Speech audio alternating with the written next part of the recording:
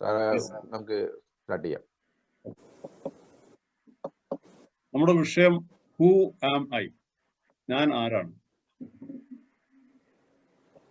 ഞാൻ ആരാണ് എന്ന ഒരു ചോദ്യം ഉന്നയിക്കുവാനും ആ ചോദ്യത്തിന്റെ ഉത്തരം കണ്ടെത്തുവാനും നമ്മൾ ശ്രമിക്കുമ്പോഴാണ് ഈ ലോകം യഥാർത്ഥത്തിൽ ഉണരുന്നത്. അവേക്കനിങ് ദ വേൾഡ് എന്ന പ്രക്രിയ നടക്കുന്നത് ഓരോരുത്തരെയും പിടിച്ച് കുലുക്കി നീ ആരാണ് എന്ന് അവനെ ബോധ്യപ്പെടുത്തുമ്പോഴാണ്. അത് അറിയില്ല ആളുകൾക്ക്. ഈ ഇഗ്നറൻസ് ആണ് നമ്മുടെ ഏറ്റവും വലിയ ശത്രു, നമ്മുടെ ഏറ്റവും വലിയ പ്രതിസന്ധി എന്ന് പറയുന്നത്. ഇന്ന് ലോകത്ത് ഏറ്റവും കൂടുതൽ ജനസംഖ്യയുള്ള രാജ്യം ഏത്? ആ ചാറ്റ് ബോക്സിൽ എഴുതാം.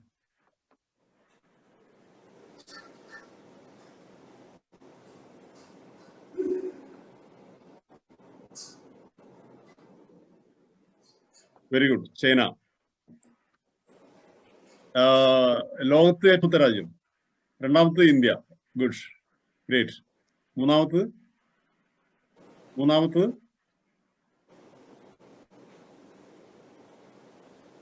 ഏറ്റവും കൂടുതൽ ജനസംഖ്യയുള്ള ഒന്നാമത്തെ രാജ്യം ചൈന, രണ്ടാമത്തെ ഇന്ത്യ, മൂന്നാമത്തെ ഏതാണ്? നോ, ആഫ്രിക്ക അല്ല. ഒരു പക്ഷേ നിങ്ങൾ പ്രതീക്ഷിക്കാത്ത ഒരു രാജ്യമാണ് അത്. അത്ര ജനസംഖ്യ, തേർഡ് പൊസിഷനിൽ എത്തുന്ന ഒരു ജനസംഖ്യ അവിടെ ഉണ്ടെന്ന് നമ്മൾ കരുതില്ല. ബ്രസീൽ അല്ല, സോറി. മിഡിൽ ഈസ്റ്റ് അല്ല, സോറി. മിഡിൽ ഈസ്റ്റ് ഒരു രാജ്യമായിട്ട് എടുക്കാൻ പറ്റില്ലല്ലോ, കുറെ രാജ്യങ്ങളല്ലേ. ആഫ്രിക്ക അല്ല. അവിടെ എത്തി. U S is the correct answer. Congratulations. അപ്പോ ഏറ്റവും കൂടുതൽ ജനസംഖ്യയുള്ള രാജ്യം ചൈനയാണ്. 140 കോടിയാണ് അവിടുത്തെ ജനസംഖ്യ. രണ്ടാം സ്ഥാനത്ത് ഇന്ത്യയാണ്, 137 കോടിയാണ് ജനസംഖ്യ. പിന്നെ നമ്മൾ നോക്കുന്നത് യു എസ് ആണ്. 33 crores ആണ് അവിടുത്തെ ജനസംഖ്യ, 33 കോടി. ഇനി വേൾഡ് ഗ്ലോബൽ എക്കോണമിയിൽ ഒന്നാം റാങ്ക് ഉള്ള രാജ്യം ഇത്. പോസ്റ്റ് ചെയ്തോളൂ. ആഗോള സമ്പദ് വ്യവസ്ഥ പരിശോധിക്കുമ്പോൾ ഏറ്റവും കൂടുതൽ പവർഫുൾ ആയിട്ടുള്ള എക്കോണമി ഏതാണ്? ഒന്നാം റാങ്ക് ഏത് രാജ്യത്തിന്? China, U S. ഇവിടെ ഉത്തരം കാനഡ വന്നു. ഈ യു എസ് എന്നുള്ള ഉത്തരം ഇപ്പൊ വന്നാണോ? അതിൽ യു എസ് ആണ് correct answer. First rank in global economy goes to United States. Which countries occupying the second rank in global economy? രണ്ടാം സ്ഥാനം ചൈന. കറക്റ്റ്. ഇന്ത്യയുടെ സ്ഥാനം എത്രയാണ്? ഗ്ലോബൽ എക്കോണമിയിൽ ഇന്ത്യയുടെ സ്ഥാനം എത്ര? ഫോർത്ത് അല്ല, ഫിഫ്ത്ത്. 5 കറക്റ്റ്. ഫിഫ്ത്ത് പൊസിഷൻ ആണ്. ഓക്കെ, ഇപ്പൊ നമ്മളൊന്ന് കൺക്ലൂഡ് ചെയ്യാം. നമ്മൾ ഡിസ്കസ് ചെയ്തത് ജനസംഖ്യയിൽ ഒന്നാം സ്ഥാനത്ത് ചൈന, രണ്ടാം സ്ഥാനത്ത് ഇന്ത്യ, മൂന്നാം സ്ഥാനത്ത് യു എസ്. ഗ്ലോബൽ എക്കണോമിയിൽ ഒന്നാം സ്ഥാനത്ത്, ജനസംഖ്യയിൽ മൂന്നാം സ്ഥാനത്തുള്ള യു എസ്. രണ്ടാം സ്ഥാനത്ത് ജനസംഖ്യയിൽ ഒന്നാം സ്ഥാനത്തുള്ള ചൈന. അതാണ് ഗ്ലോബൽ എക്കണോമി സെക്കൻഡ് റാങ്ക്. എന്നാൽ ജനസംഖ്യയിൽ രണ്ടാം സ്ഥാനത്തുള്ള ഇന്ത്യ ഗ്ലോബൽ എക്കണോമി റാങ്കിൽ 5ാം സ്ഥാനത്താണ്. അത് വെറും 5ാം സ്ഥാനത്തൊന്നും പറഞ്ഞാൽ പോരാ, അതിൽ ചില കാര്യങ്ങളുണ്ട്. എന്നുവെച്ചാൽ $21 ബില്യൺ ആണ് GDP. അമേരിക്കയുടെ GDP $21 ബില്യൺ ആണ്. മനസ്സിലാക്കണം. ചൈനയുടേത് $14 ബില്യൺ ആണ്. ഇന്ത്യയുടേത് $3 ബില്യൺ താഴെയാണ്. അപ്പോൾ ഇന്ത്യയേക്കാൾ 7 ഇരട്ടിയാണ് യു എസിന്റെ എക്കണോമിക് പവർ. ചൈനയുടേതാണെങ്കിൽ 5 ഇരട്ടിയാണ്, ഇന്ത്യയേക്കാൾ 5 ഇരട്ടിയാണ്. അപ്പോ ഇതിന്റെ കോമ്പറ്റൻസി എന്ന് പറയുന്നത് നമുക്ക് ഒരു കണക്കിൽ വളരെ വളരെ അപ്രാപ്യമായ രീതിയിൽ തോന്നുന്ന ഒരു സംഗതിയാണ്. ഇനി എത്ര പതിറ്റാണ്ടുകൾ എടുക്കുമെന്ന് പറയാൻ കഴിയില്ല. കാരണം 7 ഇരട്ടിയിലേക്കാണ് പോകേണ്ടത് ഒന്നാം സ്ഥാനത്തേക്ക് എത്താൻ. 5 ഇരട്ടിയിലേക്ക് പോകണം പിന്നെ ചൈനയിലേക്ക് എത്താൻ. ഇവിടെ നിന്നാണ് നമുക്ക് യഥാർത്ഥത്തിൽ തുടങ്ങേണ്ടത്. 137 കോടി ജനങ്ങളുള്ള ഒരു രാജ്യം. ഞാൻ ചോദിക്കട്ടെ, ഇന്ന് പിന്നെ പണത്തിന്റെ അടിസ്ഥാന യൂണിറ്റ് എന്താണ്? ഞാൻ തന്നെ ഒരു പ്രൂഫ് തന്നു കഴിഞ്ഞു. പണത്തിന്റെ അടിസ്ഥാന യൂണിറ്റ് എന്താണ്? ലോകമെങ്ങും എന്താണ്? പോസ്റ്റ് ചെയ്തോളൂ.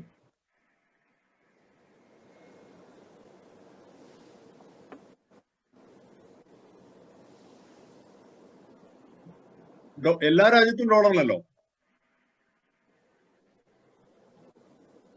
എല്ലാ രാജ്യത്തും പണത്തിന്റെ അടിസ്ഥാന യൂണിറ്റ് എല്ലാ രാജ്യത്തും ഡോളറിലല്ലോ. അപ്പൊ നമുക്ക് പറയാം കറൻസി എന്ന് പറയാം. അതിന്റെ ഉത്തരം കറൻസിയാണ്. ഏത് രാജ്യത്തും കറൻസി ഉണ്ടാവും, ഓരോ രാജ്യത്തിനും ഓരോ കറൻസി ഉണ്ടാവും. ഇപ്പൊ നേരത്തെ പറഞ്ഞ ഡോളർ പോലെ, ദിർഹം പോലെ, റുപ്പീസ് പോലെ ഓരോ രാജ്യത്തിനും ഓരോ കറൻസിയാണ്. ഓക്കെ, ഈ കറൻസിക്ക് പകരം പണത്തിന്റെ അടിസ്ഥാന യൂണിറ്റ് കറൻസിയാണെന്ന് നമ്മൾ പറഞ്ഞു. അതിന് പകരം ഒരു ഹ്യൂമൻ ബീയിങ് ആണ് പണത്തിന്റെ അടിസ്ഥാന യൂണിറ്റ് എന്ന് കരുതുക. ഒരു മനുഷ്യനാണ് പണത്തിന്റെ അടിസ്ഥാന യൂണിറ്റ് എങ്കിൽ ലോകത്തെ ഏറ്റവും സമ്പന്ന രാജ്യം ഏതായിരിക്കും?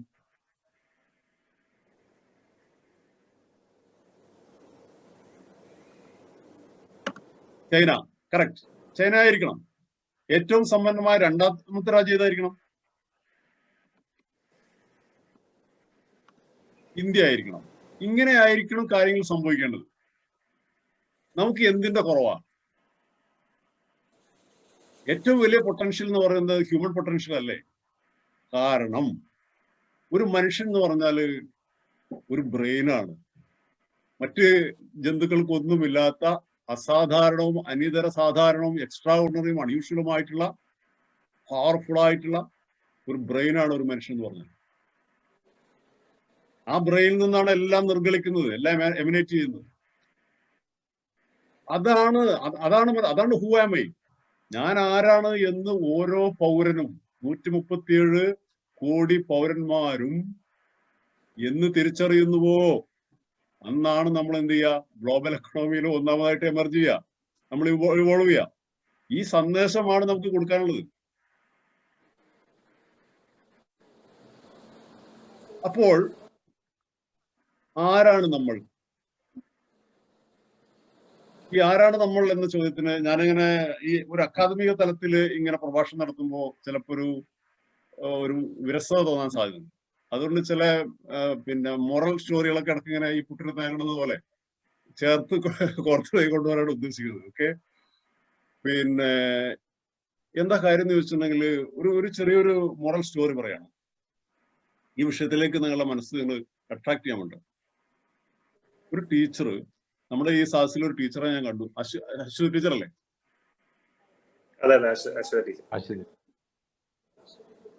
ഒരു ടീച്ചർ 3ാം ക്ലാസ്സിൽ പഠിക്കുന്ന ഒരു പെൺകുട്ടിയോട് ഒരു ചോദ്യം ചോദിക്കാൻ. ആ കുട്ടിയോട് ടീച്ചർ പറയണം, മോളെ ഞാനൊരു ചോദ്യം ചോദിക്കട്ടെ? കുട്ടി പറഞ്ഞു, ഓക്കെ മാം, ശരി ചോദിച്ചോളൂ. നന്നായി ശ്രദ്ധിച്ച് കേൾക്കണം. Okay, ready. ആ ടീച്ചർ ഇങ്ങനെ ഗസ്റ്ററൊക്കെ കാണിച്ചിട്ടാ ചോദിക്കുന്നത്. My dear daughter, I gave you 1 apple. I gave you 1 more apple. I gave you 1 more apple. I gave you 1 more apple. Now how many apples are with you? എന്നാണ് ചോദ്യം. ഇപ്പൊ മോളുടെ കയ്യിൽ എത്ര ആപ്പിളുകളുണ്ട്? കുട്ടി പറഞ്ഞു 5 മാം. നിങ്ങൾ ശ്രദ്ധിച്ചോ? കറക്റ്റ് ആൻസർ എന്താണെന്നുള്ളത് നിങ്ങൾ ശ്രദ്ധിച്ചോ? കുട്ടി പറഞ്ഞതിൽ തെറ്റുണ്ടോ? ബോക്സിലുണ്ടോ?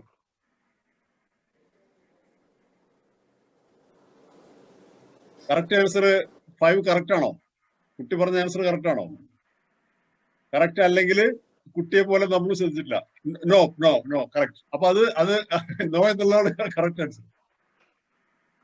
അപ്പൊ ടീച്ചർ എന്ത് ചെയ്തു? മോൾ ഒന്നും കൂടി നന്നായി ശ്രദ്ധിക്കും, ഞാൻ ഈ ക്വസ്റ്റ്യൻ ഒന്നും കൂടി റിപ്പീറ്റ് ചെയ്യാം എന്ന് പറഞ്ഞ് കുറെ കൂടി ക്ലിയർ ആയിട്ടുള്ള ഈ ഗസ്റ്റർ കാണിച്ചുകൊണ്ട് ടീച്ചർ ചോദിക്കുകയാണ്, മോളെ I gave U 1 apple, 1 more apple, 1 more apple and 1 more apple. Now how many apples are with you? കുട്ടി ഉടനെ പറഞ്ഞു 5 മാം. അശ്വതി ടീച്ചർ, എന്തായിരിക്കും ടീച്ചറുടെ അവസ്ഥ? അപ്പൊ ടീച്ചർ എന്ത് ചെയ്തു വെച്ചാല് എംബാരസ്ഡ് ആവാതെ ടീച്ചർ ചോദ്യം ഒന്ന് മാറ്റി പിടിച്ചു. ഞാൻ വേറൊരു ചോദ്യം ചോദിക്കാം. എന്താ ചോദിക്കുന്നത്? മോളെ I gave U 1 strawberry. I gave you 1 more strawberry. 1 more strawberry and 1 more strawberry. Now how many strawberries are with you? കുട്ടി പറഞ്ഞു 4 മാം. ഓ, ഇപ്പൊ ടീച്ചർക്ക് വളരെ സന്തോഷമായി. ഇപ്പൊ കുട്ടി ശ്രദ്ധിക്കാൻ തുടങ്ങിയത് മനസ്സിലായി. അപ്പൊ ടീച്ചർ പറയാണ്, okay, I will repeat the first question once again. എന്നിട്ട് ചോദിച്ചു, I gave you one apple, one more apple, one more apple and one more apple. How many apples are with you? കുട്ടി ഉടനെ പറഞ്ഞു 5. എന്ത് ചെയ്യും? ഉടനെ ഈ ടീച്ചർ ഇത്തിരി ഫെഡപ്പായി, ടീച്ചർ ഡിലമാലായി. ടീച്ചർ ഈ കുട്ടിയോട് ചോദിക്കുകയാണ്, മോളെ, ഞാൻ സ്ട്രോബെറിയെ കുറിച്ച് ചോദിച്ചപ്പോൾ നീ കറക്റ്റ് ആൻസർ ആണല്ലോ തന്നത്, പക്ഷെ ആപ്പിളിനെ കുറിച്ച് ചോദിക്കുമ്പോഴൊക്കെ തന്നെ നീ റോങ് ആൻസർ ആണല്ലോ തന്നത്, എന്താണ് കുട്ടിക്ക് പറ്റിയത്? അപ്പൊ ആ കുട്ടി പറയാണ്, മാം, one apple is there already in my bag. That's why whenever you ask about apple, I'm saying 5. You gave me 4 apples and one is there already in my bag. എന്താണ് ഈ കഥയുടെ മോറൽ? നിങ്ങൾ പറ. ഇവിടെ ഈ കുട്ടിയുടെ ബാഗിലുള്ള ആപ്പിള് എന്തല്ല? അത് ആപ്പിൾ അല്ല. ആ ആപ്പിൾ എന്ന് പറയുന്നത് അതൊരു സിമ്പലാണ്. പലപ്പോഴും ഈ മനുഷ്യരിൽ ഒളിഞ്ഞിരിക്കുന്ന ഈ ആപ്പിളിനെ കണ്ടെത്താൻ അധ്യാപകർക്ക് കഴിയാറില്ല. ഈ കുട്ടികളിൽ ഒളിഞ്ഞിരിക്കുന്ന ബ്രെയിൻ കപ്പാസിറ്റി എന്ന് പറയുന്ന അൺലിമിറ്റഡ് ആയ പൊട്ടൻഷ്യൽസിന്റെ കലവറയായ ആ ആപ്പിളിനെ കണ്ടെത്താൻ ടീച്ചർമാർക്ക് കഴിയാറില്ല, പലപ്പോഴും രക്ഷിതാക്കൾക്ക് കഴിയാറില്ല, പലപ്പോഴും ആ കുട്ടികൾക്ക് പോലും അവസാനം കഴിയാറില്ല എന്നുള്ളതാണ്. ഇതാണ് നമ്മൾക്കൊക്കെ സംഭവിച്ചത്. നമ്മളൊക്കെ എഡ്യൂക്കേറ്റഡ് ആണ്, പക്ഷെ എവിടൊക്കെയോ എന്തൊക്കെയോ പോരായ്മകൾ നമുക്ക് സംഭവിച്ചിട്ടുണ്ട്. എന്തൊക്കെയോ എവിടൊക്കെയോ നമ്മൾ മറിഞ്ഞിരിക്കുന്നത്. ഇതേവരെ അത് ആ ആപ്പിൾ ഇതുവരെ പുറത്തു വന്നിട്ടില്ല. ഇതാണ് നമ്മുടെ പ്രശ്നം. ഇതിലിപ്പോ 50 വയസ്സായവരും 60 വയസ്സായവരൊക്കെ ഉണ്ടാവും, പക്ഷെ ഇനിയും ആ ആപ്പിളിനെ പുറത്ത് കൊണ്ടുവന്നിട്ടില്ല എന്നുള്ളതാണ് സത്യം. ഇതാണ് നമ്മുടെ യഥാർത്ഥത്തിലുള്ള ഉത്തരവാദിത്വം എന്ന് പറയുന്നത്. ഇതിനെ കൊണ്ടുവരിക എന്നുള്ളത്. അത് കൊണ്ടുവരുമ്പോൾ ഇന്ത്യ എമർജ് ചെയ്യും. 137 കോടി ആപ്പിളുകളെ നർച്ചർ ചെയ്യണം, ഫോസ്റ്റർ ചെയ്യണം, ഫ്ലവർ ചെയ്യണം, ഫ്ലറിഷ് ചെയ്യണം. അതേ ചെയ്യാനുള്ളൂ. അതിനുള്ള ഭാവാത്മകത നമ്മുടെ ലീഡേഴ്സിന് വേണം. അതിനുവേണ്ടിയുള്ള കമ്മിറ്റ്മെന്റ്, അതിനുവേണ്ടിയുള്ള സ്ട്രാറ്റജി തയ്യാറാക്കാനുള്ള ഇമാജിനേഷൻ, കാലിബർ, വിഷൻ നമ്മുടെ രാജ്യത്തിന്റെ ലീഡേഴ്സിന് വേണമെന്നുള്ളതാണ്. അതിന് തക്കതായ രീതിയിലുള്ള വിദ്യാഭ്യാസ പദ്ധതി ആവിഷ്കരിക്കാൻ നമുക്ക് വേണം. അതൊക്കെയാണ് ഈ എൽസ്വേർ നടന്നുകൊണ്ടിരിക്കുന്നത്. അപ്പൊ അമേരിക്ക ഒരു ഹെഗമണിയായിട്ട്, ഒരു എക്കണോമിക് ഹെഗമണിയായിട്ട് എമർജ് ചെയ്ത് നിൽക്കുന്നത് എങ്ങനെയാണെന്നുള്ളത് പഠിക്കണം. എന്തെല്ലാം ഘടകങ്ങൾ വരുമ്പോഴാണ് അങ്ങനെ സംഭവിക്കുന്നത്? വെറും 33 കോടി ജനങ്ങളുള്ള ഒരു രാജ്യം ഇങ്ങനെ 1-ാം സ്ഥാനത്ത് വിരാജിക്കുകയാണ് ഒരു ഗ്ലോബൽ പവറായിട്ട്. അതെങ്ങനെ? ചൈന എങ്ങനെ അവരുമായി കോമ്പീറ്റ് ചെയ്യും? അപ്പൊ അതിലേക്ക് നമുക്ക് വരാൻ കഴിയണം. അപ്പൊ ഈ ആപ്പിൾ, നമ്മുടെ ഉള്ളിലുള്ള ഈ ആപ്പിൾ, ആ ആപ്പിളിനകത്ത് എന്തൊക്കെയാണ് ന്യൂട്രീഷ്യസ് ആയിട്ടുള്ള ഘടകങ്ങൾ എന്നുള്ളതാണ് യഥാർത്ഥത്തിൽ ഹൂ ആം ഐ എന്ന ചോദ്യത്തിന്റെ ഉത്തരം. ഈ ആപ്പിളിനകത്തുള്ളത് എന്താണെന്ന് മനസ്സിലാക്കി കഴിഞ്ഞാൽ ഹൂ ആം ഐ ആയി. അപ്പൊ നമുക്ക് തുടങ്ങാം.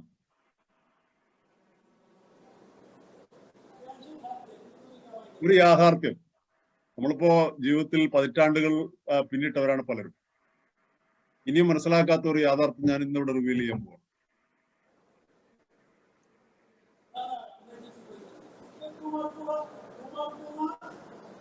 നമുക്കറിയാം, നമ്മുടെ ബ്രെയിനകത്ത് 84 ബില്യൺ ന്യൂറോണുകളുണ്ട്.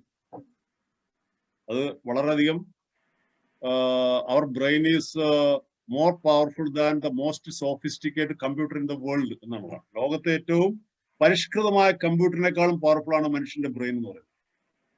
അപ്പൊ it is not because of the shortcoming of our brain, but it is our failure to explore such a powerful brain. ബ്രെയിനിന്റെ ഏതെങ്കിലും നിലക്കുള്ള ദൗർബല്യം കൊണ്ടല്ല, പക്ഷെ അത്തരം പവർഫുൾ ആയ ഒരു ബ്രെയിനെ എക്സ്പ്ലോർ ചെയ്യുന്നതിൽ നമ്മൾ ദയനീയമായി പരാജയപ്പെട്ടു എന്നുള്ളതാണ്. ഈ ബ്രെയിനിന്റെ മെമ്മറി പവറിനെ കുറിച്ച് മാത്രം ഞാൻ ഇവിടെ പറയുകയാണ്, കാരണം അതിന് പ്രസക്തി ഉള്ളത് എന്നുള്ളതാണ്. ഇതിനെ മെമ്മറി പവർ എന്ന് പറയുന്നത് ഞാൻ ആരാണ് എന്ന അന്വേഷണത്തിന്റെ യാത്രയിലെ ഏറ്റവും പ്രധാനപ്പെട്ട ഒരു തെളിവാണ് ഞാൻ ഹാജരാക്കുന്നത്. ഇതൊരു ആർഗ്യുമെന്റ് ആണ്, ഇതൊരു ഇൻവെസ്റ്റിഗേഷൻ ആണ്. കളഞ്ഞുപോയ എന്നെ ഞാൻ കണ്ടെത്താൻ ശ്രമിക്കുകയാണ്. എനിക്ക് കൈമോശം വന്ന കളഞ്ഞുപോയ ആ ഒരു പിന്നെ കാലിബറിനെ ഞാൻ തിരിച്ചു പിടിക്കാൻ ശ്രമിക്കുകയാണ്. അത് ഇറസ്പെക്റ്റീവ് ഓഫ് ഏജ്, അതിന് പ്രായം ഒരു തടസ്സമല്ല. അപ്പൊ എന്താണ് മെമ്മറി പവർ എന്ന് പറയുന്നത്? മാത്രം 2 ക്വിന്റിലിയൺ ബൈറ്റ്സ് ആണ്. അങ്ങനെ പറഞ്ഞാൽ ആർക്കും മനസ്സിലാവില്ല. 2 ക്വിന്റിലിയൺ എന്ന് പറഞ്ഞാൽ ആർക്കും മനസ്സിലാവാനാ? മില്യൺ, ബില്യൺ, ട്രില്യൺ, ക്വാഡ്രില്യൺ, ക്വിന്റില്യൺ എന്നൊക്കെ പറയുന്നത് 2 × 10⁸ 18 പൂജ്യം, 2 എഴുതിയിട്ട് 18 പൂജ്യം. അപ്പോൾ അത് മനസ്സിലായി. പക്ഷേ നമുക്ക് മനസ്സിലാവുന്ന ഒരു ഭാഷയിലേക്ക് നമുക്ക് അതിനെ വളരെ സിമ്പിൾ ആയിട്ട് ട്രാൻസ്ലേറ്റ് ചെയ്യാൻ പറ്റും.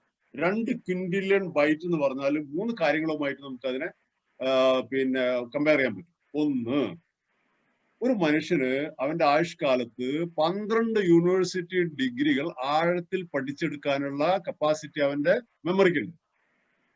ഒരു ഫാക്കൽറ്റി ഞാൻ പറഞ്ഞത് 12 യൂണിവേഴ്സിറ്റി ഡിഗ്രി. നമ്മുടെ കയ്യിൽ എത്ര ഡിഗ്രി ഉണ്ട് ഒന്ന് ആലോചിച്ചോക്കെ. ഒരുപാട് ഡിഗ്രികൾ എടുക്കുക എന്നല്ല ഞാൻ ഉദ്ദേശിച്ചത്. പക്ഷെ നമുക്ക് അതിനുള്ള കപ്പാസിറ്റി ഉണ്ട്. 12 യൂണിവേഴ്സിറ്റികൾ എടുക്കാനുള്ള കപ്പാസിറ്റി നമുക്കുണ്ട്. പക്ഷെ പലരുടെ കയ്യിൽ ഒരു ഡിഗ്രി, ചിലരുടെ കയ്യിൽ ഡിഗ്രി കാണില്ല, ചിലർ 1 2 ഡിഗ്രി കാണും, അങ്ങനെയൊക്കെയാണ്. ഇപ്പൊ എന്റെ സ്ഥാപനത്തിൽ ഉള്ള പ്രിൻസിപ്പലിന് 7 ഡിഗ്രികളുണ്ട്. ഒരു ഡോക്ടറേറ്റ് അടക്കം 7 ഡിഗ്രികൾ. ഞാനിത് മനസ്സിലാക്കിയതിനു ശേഷം പ്രിൻസിപ്പലിൽ നിന്ന് ഇൻസ്പിറേഷൻ ഉൾക്കൊണ്ടിട്ട് ഏകദേശം ഒരു 5 ഡിഗ്രി എന്റെ കയ്യിലുണ്ട്. 3 പോസ്റ്റ് ഗ്രാജുവേഷൻസ് ഉണ്ട്, പിന്നെ ഡിഗ്രി ഉണ്ട്, അതുപോലെ തന്നെ ട്രെയിനിങ്ങിന്റെ ഗ്രാജുവേഷൻ വേറെ ഉണ്ട്. ഇങ്ങനെ 5 ഡിഗ്രികൾ എന്റെ കയ്യിൽ. ഇതൊരു ഇൻസ്പിറേഷനാണ്. ഞാൻ പറയുന്നത് നിങ്ങളെല്ലാവരും ഒരുപാട് ഡിഗ്രികൾ എടുക്കണമെന്നല്ല, നമ്മുടെ ആ ഒരു കപ്പാസിറ്റിയെ നമ്മൾ ഐഡന്റിഫൈ ചെയ്യണം. അത് നമുക്കും നമ്മുടെ മക്കൾക്കും ഗുണം ചെയ്യുന്നതാണ്. നമ്മളൊക്കെ പാരന്റ്സ് കൂടിയാണല്ലോ. അപ്പൊ അത് ഇതോടുകൂടി തീർന്നില്ല. ഇത് ഒരു ഭാഗം മാത്രമേ ഞാൻ പറഞ്ഞു. ഇത് എന്താ പറയാ, മഞ്ഞുമലയുടെ ഒരറ്റം മാത്രമേ ഞാൻ പറഞ്ഞിട്ടുള്ളൂ. ഈ ബാക്കിയുള്ളതിൽ കിടക്കുകയാണ്. നമ്മൾ മെമ്മറി പവർ 2 ക്വിന്റില്യൺ എന്ന് പറഞ്ഞാൽ 40 ഭാഷകളിൽ അഗാധമായ പാണ്ഡിത്യം നേടാനുള്ള ശേഷി നമ്മുടെ ഈ ഓർമ്മശക്തിക്ക്. 40 ലാംഗ്വേജ്. നമുക്ക് എത്ര ഭാഷകൾ അറിയാം? ഒന്ന് ആത്മപരിശോധന നടത്തി നോക്കുക. നമുക്ക് മലയാളം, ഇംഗ്ലീഷ്, ചിലപ്പോൾ കുറച്ച് ഹിന്ദി, കുറച്ച് അറബിക്ക്. പക്ഷെ മലയാളം പോലും നമ്മുടെ നേറ്റീവ് ലാംഗ്വേജ് ആണെങ്കിൽ പോലും അത് നമ്മുടെ സ്കോളറാണ്. ഏതെങ്കിലും ലാംഗ്വേജ് നമ്മൾ സ്കോളറാണ്. ആ ഒരു അഗാധമായ പാണ്ഡിത്യം എന്നൊക്കെ പറയാൻ പറ്റും. അപ്പൊ 40 ഭാഷയിൽ അഗാധമായ പാണ്ഡിത്യം. നമുക്കൊരു പ്രധാനമന്ത്രി ഉണ്ടായിരുന്നു, 12 ഭാഷകൾ വിൽപ്പിത്തില്ല, അദ്ദേഹം മരണപ്പെട്ടു പോയി. അപ്പൊ ഇങ്ങനെ 40 ഭാഷകളിൽ വളരെ ഡീപ്പ് നോളജ് ഗ്യാദർ ചെയ്യാനുള്ള കപ്പാസിറ്റി നമ്മുടെ ബ്രെയിൻ ഉണ്ട്. രണ്ട് ഇപ്പോഴും തീർന്നില്ല കേട്ടോ. മഞ്ഞുമലയുടെ ഏകദേശം കുറച്ചുകൂടി നമ്മൾ കണ്ടു. ഇനിയാണ് ബാക്കിയുള്ളത്. നമ്മുടെ ഈ ഓർമ്മശക്തിക്ക് എൻസൈക്ലോപീഡിയ ബ്രിട്ടാനിക്ക ഉണ്ടല്ലോ, 32 വാള്യങ്ങളാണ്. 30 വാള്യങ്ങൾ, 32,000 പേജുകളുള്ള ഒരു വലിയ ശൃംഖല. അതിൽ A to Z കാര്യങ്ങൾ മുച്ചൂടും സമ്പൂർണമായി കാണാതെ പഠിക്കാനുള്ള, ബൈഹാർട്ട് പഠിക്കാനുള്ള ശേഷി നമ്മുടെ ഈ ബ്രെയിനുണ്ട്. എൻസൈക്ലോപീഡിയ ബ്രിട്ടാനിക്ക പൂർണ്ണമായും കാണാതെ പഠിക്കാനുള്ള ശേഷി നമ്മുടെ ബ്രെയിൻ എന്നാ പറയുന്നത്.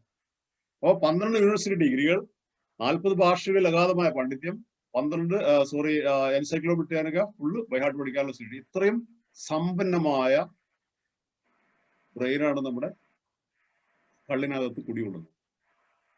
പക്ഷെ നമ്മൾ എത്ര എക്സ്പ്ലോർ ചെയ്യും? ഒന്നാമത് നമുക്ക് വേണ്ടി കോൺഫിഡൻസ് ആണ്. എന്റെ മെമ്മറി അസാധ്യമാണ് എന്ന ഒരു തിരിച്ചറിവ്, ഒരു ഐ ഓപ്പണിങ് എക്സ്പീരിയൻസ്.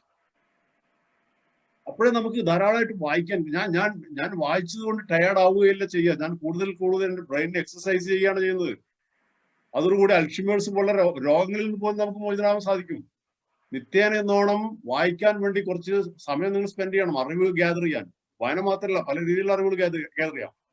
അപ്പൊ അറിവുകൾ ഗ്യാദർ ചെയ്യുകയും അതിനെ പ്രോസസ്സ് ചെയ്യുകയും അതിനെ നമ്മൾ ട്രാൻസ്മിറ്റ് ചെയ്യുകയും ചെയ്യുമ്പോൾ നമ്മുടെ കോഗ്നിറ്റീവ് എബിലിറ്റി, നമ്മുടെ ബുദ്ധിപരമായ കപ്പാസിറ്റി വളരെയധികം കൂടുന്നു. എക്സസൈസിങ്, നമ്മളിപ്പോ എല്ലാ ദിവസവും നിങ്ങളിപ്പോ യോഗയെ കുറിച്ചൊക്കെ ഇവിടെ സംസാരിച്ചുകൊണ്ടിരിക്കുന്നു നേരം. ഇന്നാ യോഗ ചെയ്യുന്നത് നിങ്ങളുടെ ആരോഗ്യം സംരക്ഷിക്കാൻ. അത് നിങ്ങളുടെ ഫിസിക്കൽ ഫിറ്റ്നസിന് വേണ്ടിയിട്ടാണ്.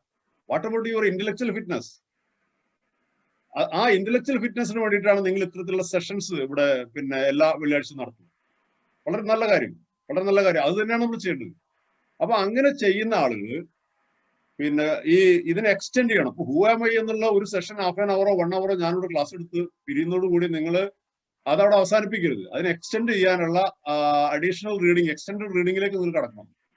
കൂടുതൽ ചാനലുകളിലൊക്കെ ഇത്തരത്തിൽ ഒരുപാട് പ്രഭാഷണങ്ങൾ കാണും, ശ്രദ്ധിക്കുക. അപ്പൊ നമ്മൾ കൂടുതൽ ഇന്റലക്ച്വൽ എക്സസൈസിങ് വരും. അത് നമുക്ക് വളരെയധികം ഈ പറഞ്ഞ പോലെ നമുക്ക് നമ്മെ എക്സ്പ്ലോർ ചെയ്യാൻ, നമുക്ക് നമ്മെ കണ്ടെത്താനുള്ള നമ്മുടെ ആ ഒരു യാത്രയിൽ വലിയ മുതൽക്കൂട്ടാവുകയും ചെയ്യും.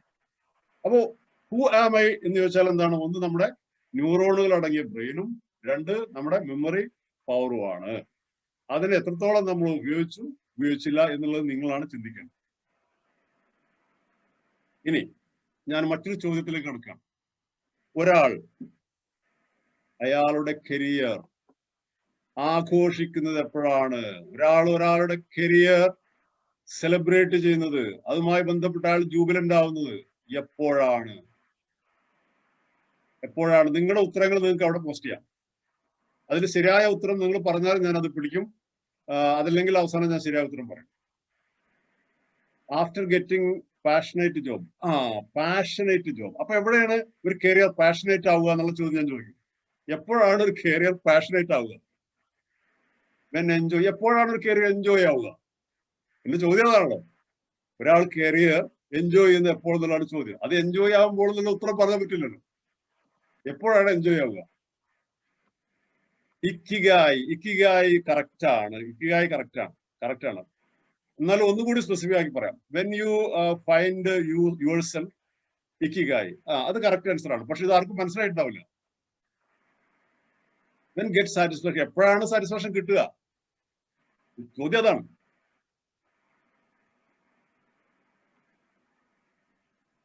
Passion matches job. പാഷൻ എവിടെയാണ്? ആ പാഷൻ എന്നുള്ളതാണ്. Expectation meet opportunity. Your real strength comes from being. കടന്നുപോയി. He finds. പെട്ടെന്ന് അവിടുന്ന് കടന്നു പോകണം.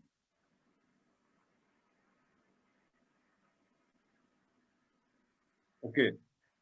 Your real strength comes from being the best you can be. So, who are you? What are you good at? What do you love? What makes you you? That is a perfect answer. Okay. Congratulations. എന്ന് പറഞ്ഞാൽ ശരിക്കും ഒരാൾ അയാളുടെ career celebrate ചെയ്യുന്നപ്പോൾ നിങ്ങളൊരു പാഷനാണ് എന്ന് പറഞ്ഞു. Passionate career ആകുമ്പോൾ പറഞ്ഞു. പിന്നെ അയാളുടെ ഉള്ളിലുള്ള കാര്യങ്ങളെ അഡ്രസ് ചെയ്യുന്ന തരത്തിലാണെന്നാണ് ഇപ്പൊ ലാസ്റ്റ് ദീർഘമായ ആൻസറിനകത്ത് കണ്ടത്. ശരിക്കുള്ളത് എന്ന് വെച്ചാല് പിന്നെ someone celebrates his career if the career is at the meeting point of two things. One is the potential caliber of a person, and the second one is the need of the society. സമൂഹത്തിന്റെ ആവശ്യവും ഒരു മനുഷ്യന്റെ potential കാലിബറും എവിടെ സന്ധിക്കുന്നുവോ അവിടെയാണ് നിങ്ങളുടെ career എങ്കിൽ നോക്കണ്ട, നിങ്ങൾ ജീവിതകാലം മുഴുവനും നിങ്ങളുടെ കരിയർ നിങ്ങൾ ആഘോഷിക്കും. നിങ്ങളുടെ ശരീരത്തിലെ 50 ട്രില്യൺ സെല്ലുകളും എപ്പോഴും ആഘോഷിച്ചുകൊണ്ടിരിക്കും. തൊഴിൽ എന്ന് പറയുന്നത് ഒരിക്കലും നിങ്ങൾക്ക് ബോറടിക്കുന്ന ഒന്നാവുകയില്ല, അതൊരു ബേർഡൻ ആവുകയില്ല, അത് നിങ്ങളുടെ ജീവിതം തന്നെ ആയിരിക്കും. അതാണ് അങ്ങനത്തെ ഒരു കരിയറിന്റെ പ്രത്യേകത. For example, Yesudas potential calibre എന്താ?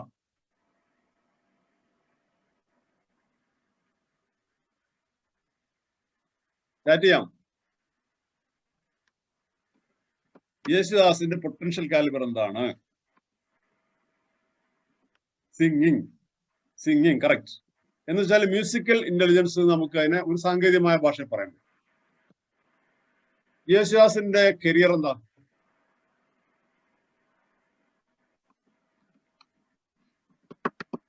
സിംഗറാണ്. ഗാനം ഇവിടെ ജനങ്ങൾക്ക് ആവശ്യമുണ്ടോ? എത്രയോ ലക്ഷക്കണക്കിന് ആളുകൾ അദ്ദേഹത്തിന്റെ ഗാനങ്ങൾ ശ്രമിച്ചുകൊണ്ട് റിലാക്സ് ചെയ്യണം. അപ്പൊ അതിന് വളരെയധികം സ്കോപ്പ് ഉണ്ട്, വളരെ വലിയ സ്വീകാര്യത. ജനങ്ങളുടെ ആവശ്യമാണ്, സമൂഹത്തിന്റെ ആവശ്യമാണ് ഗാനങ്ങൾ കേൾക്കുക എന്നുള്ളത്. അദ്ദേഹത്തിന്റെ പൊട്ടൻഷ്യൽ കാലിബർ എന്നുള്ളത് പാടുക എന്നുള്ളതാണ്. ഇത് രണ്ടും കൂടി മീറ്റ് ചെയ്യുന്ന സ്ഥലത്താണ് അദ്ദേഹത്തിന്റെ കരിയർ. സിംഗറാണ്. അതുകൊണ്ട് അദ്ദേഹം ജീവിതകാലം മുഴുവൻ ആഘോഷിക്കുകയാണ്. ഈ പിന്നെ പ്രായത്തിലും 80കളിലും അദ്ദേഹം അദ്ദേഹം ആരോഗ്യ ദൃഢഗാത്രനായിട്ട് ജീവിക്കുകയാണ്, വളരെ ഊർജ്ജസ്വലനായിട്ട് ജീവിക്കുകയാണ്. ശബ്ദത്തിനൊന്നും ഒരു പോറൽ ഏൽക്കാതെ കൂടുതൽ മനോഹാരിതമായ ശബ്ദത്തോടു കൂടിയിട്ട് അദ്ദേഹം മുന്നോട്ട് പോവുകയാണ്. അപ്പൊ ഇങ്ങനെയാണ് പിന്നെ നമുക്ക് സമാധാനവും ശാന്തിയും, ട്രാങ്ക്വിലിറ്റി എന്ന് പറയുന്ന ഒരു സാധനം ഇന്നർ പീസ് അല്ലേ, ആന്തരികമായി അനുഭവിക്കുന്ന ഒരു തരം സമാധാനവും ആഘോഷവും. അപ്പോൾ ഇവിടെ ഈ പൊട്ടൻഷ്യൽ കാലിബർ എന്താണെന്നുള്ളതാണ് നമ്മുടെ അടുത്ത അന്വേഷണം. അപ്പൊ ഹൂ ആം ഐ, ഞാൻ ആര് എന്ന അന്വേഷണത്തിന്റെ യാത്രയിൽ ഒരു തെളിവ് നമ്മൾ ഹാജരാക്കി. അതാണ് നമ്മുടെ ബ്രെയിനിന്റെ മെമ്മറി പവറും ന്യൂറോൺ കപ്പാസിറ്റിയും ഒക്കെ നമ്മൾ പറഞ്ഞു. അതാണ് ഒരു തെളിവ്, ഞാൻ ആരാണെന്നുള്ളതിന്റെ ഒരു തെളിവാണ്. രണ്ടാമത്തെ തെളിവാണ് എന്റെ പൊട്ടൻഷ്യൽ കാലിബർ എന്താണ്. ഞാൻ ആരാണ്, എന്റെ പൊട്ടൻഷ്യൽ കാലിബർ എന്താണ്, നമുക്ക് നോക്കാം.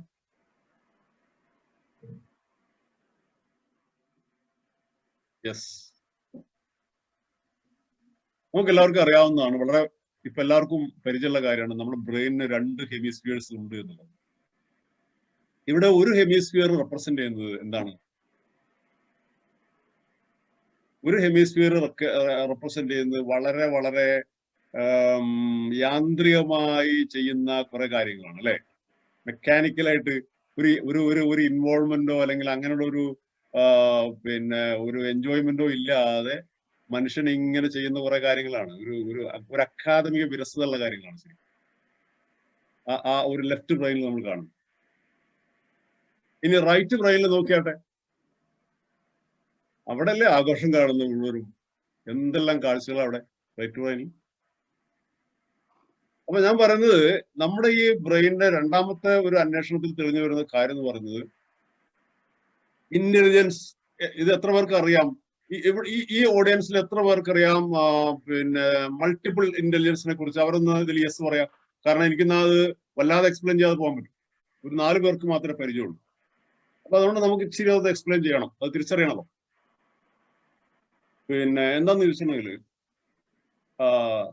നേരത്തെ ഒരു ആള് ഐഫോൺ, ആരാണ് പേരറിയില്ല, പരാമർശിച്ചത് പോലെ ഡോക്ടർ ഹോവാർഡ് ഗാർണർ എന്ന് പറയുന്ന സയന്റിസ്റ്റ്, അദ്ദേഹം കണ്ടുപിടിച്ച ഒരു കാര്യമാണ്, ഗവേഷണത്തിലൂടെ കണ്ടുപിടിച്ച് തെളിയിച്ച കാര്യമാണ്. നമ്മുടെ human intelligence is not a single entity. ബുദ്ധിശക്തി എന്ന് പറയുന്നത് ഒരു ഏകകമല്ല, ഇറ്റ് ഈസ് മൾട്ടി ഫെസറ്റഡ്. അത് ബഹുമുഖമാണ്. There are at least 9 different kinds of intelligences. 9 വ്യത്യസ്ത തരത്തിലുള്ള ബുദ്ധിവൈഭവങ്ങൾ മനുഷ്യനുണ്ട്. അത് അദ്ദേഹം വെരി വെൽ ഡിഫൈൻഡ്, തെളിവുകൾ സഹിതം എംപിരിക്കൽ എവിഡൻസ് വെച്ചുകൊണ്ട് അദ്ദേഹം അത് പ്രൂവ് ചെയ്തു. അപ്പോൾ ഹോവാർഡ് ഗാർഡനറുടെ മൾട്ടിപ്പിൾ ഇന്റലിജൻസ് എന്ന കോൺസെപ്റ്റ് ലോകം മുഴുവനും 2 കൈകളും നീട്ടി സ്വീകരിച്ചു. ലോകമെങ്ങുമുള്ള വിദ്യാഭ്യാസ സ്ഥാപനങ്ങളിലെ കരിക്കുലം ഇദ്ദേഹത്തിന്റെ തിയറിക്ക് അനുസരിച്ച് റീകൺസ്ട്രക്ട് ചെയ്യപ്പെട്ടു. മെത്തഡോളജി ഓഫ് ടീച്ചിങ്ങിൽ വമ്പിച്ച പൊളിച്ചെഴുത്ത് നടന്നു ലോകത്ത്. അത്ര വലിയ ഒരു വിപ്ലവം നടന്ന സംഭവമാണ് ഈ മൾട്ടിപ്പിൾ ഇന്റലിജൻസസ് എന്ന് പറയുന്നത്. ഓരോ മനുഷ്യനും ഓരോ MI പ്രൊഫൈൽ ഉണ്ട്, മൾട്ടിപ്പിൾ ഇന്റലിജൻസ് പ്രൊഫൈൽ. എനിക്ക് എന്റേതായതുണ്ട്. മിസ്റ്റർ പ്രശാന്തിന് അദ്ദേഹത്തിന്റെ ഒരു MI പ്രൊഫൈൽ ഉണ്ട്. മിസ്റ്റർ എൽദോ പൗലോസിന് അദ്ദേഹത്തിന്റെ ഒരു MI പ്രൊഫൈൽ ഉണ്ട്. മിസസ് ലിസ വൈൽസിന് അദ്ദേഹത്തിൻ്റെതായ MI. ഇപ്പൊ ഓരോരുത്തർക്കും ഓരോന്നാണ്. ഈ ഫിംഗർ പ്രിന്റ് പോലെ ഡിഫറെന്റ് ആണ്. അപ്പൊ ഈ നമുക്ക് അന്വേഷിക്കാം ഏതാണ് ഇതിൽ 2 ഔട്ട് ഓഫ് ദ 9 ഇന്റലിജൻസസ് 2 കുടികൊള്ളുന്നത് ഇടത്ത് ബ്രെയിനിലാണ്. അവിടെ കാണുന്നത് വെച്ചാൽ ഇതിലാരോ പരാമർശിച്ചു, ഒന്ന് logical, mathematical and logical intelligence ആണ് ഒരെണ്ണം. വേറൊരെണ്ണം എന്ന് പറയുന്നത് ലിംഗ്വിസ്റ്റിക് ഇന്റലിജൻസ് ആണ്. നമുക്ക് എല്ലാവർക്കും ഭാഷ ഉള്ളവരാണല്ലോ, സംസാരിക്കാനും എഴുതാനും വായിക്കാനും ഒക്കെ കഴിയുന്ന ഭാഷാ നൈപുണ്യമുള്ളവരാണ് നമ്മൾ. അതുകൊണ്ട് തന്നെ ഈ 9 ഇന്റലിജൻസുകളും എല്ലാവർക്കും ഉണ്ട്. പക്ഷെ എല്ലാവർക്കും ഒരുപോലെയല്ല. ചിലർക്ക് ചിലത് വളരെ കൂടുതലാണ്, ചിലത് വളരെ കുറവാണ്. ഉദാഹരണത്തിന് യേശുദാസിന് മ്യൂസിക്കൽ ഇന്റലിജൻസ് എന്ന് പറയുന്നത് വളരെ വളരെ ഹൈ ആണ്. മറ്റുള്ളവരൊക്കെ ആയിട്ട് കമ്പയർ ചെയ്യുമ്പോൾ വളരെ ഹൈ ആണ്. അതേസമയം നമ്മളെല്ലാവരും പാടാൻ കഴിയുന്നവരാണല്ലോ. നമുക്ക് എല്ലാവർക്കും പടുപാട്ട് പാടാത്ത കഴുതുണ്ടോ എന്ന് ചോദിച്ച പോലെ നമുക്ക് എല്ലാവർക്കും പാടാൻ കഴിയും. ഞാനും പാടും. പക്ഷെ അവസാനം പിരിച്ചുവിട്ട സമയത്തെ പാടുള്ളൂ. പിന്നെ ആളുകൾ സ്വാഭാവികമായിട്ടും പൊളിഞ്ഞു പോയിക്കോളും. അതാണ്. അപ്പൊ ആ ഒരു വ്യത്യാസം അതാണ്. 9 തരത്തിലുള്ള ഇന്റലിജൻസുകൾ എല്ലാവർക്കും ഉണ്ടെങ്കിൽ എല്ലാവർക്കും ഇല്ല ഒരുപോലെയല്ല. പക്ഷെ ചിലത് വളരെ ഹൈ ആണ്. ഈ ഹൈ ആയ ഇന്റലിജൻസ് ഏതാണ് എന്നത് ഐഡന്റിഫൈ ചെയ്യുന്നിടത്താണ് നിങ്ങളുടെ പൊട്ടൻഷ്യൽ കാലിബർ. ഇതാണ് ഇവിടെ നമ്മുടെ ചർച്ചാ വിഷയം. നിങ്ങളുടെ പൊട്ടൻഷ്യൽ കാലിബർ ഉണ്ട്. യേശുദാസിന്റെ പൊട്ടൻഷ്യൽ കാലിബർ മ്യൂസിക്കൽ ഇന്റലിജൻസ് ആയതുപോലെ നിങ്ങളുടേത് ഏത് എന്റേത് ഏത്, നമ്മുടെ മക്കളുടേത് ഏത്.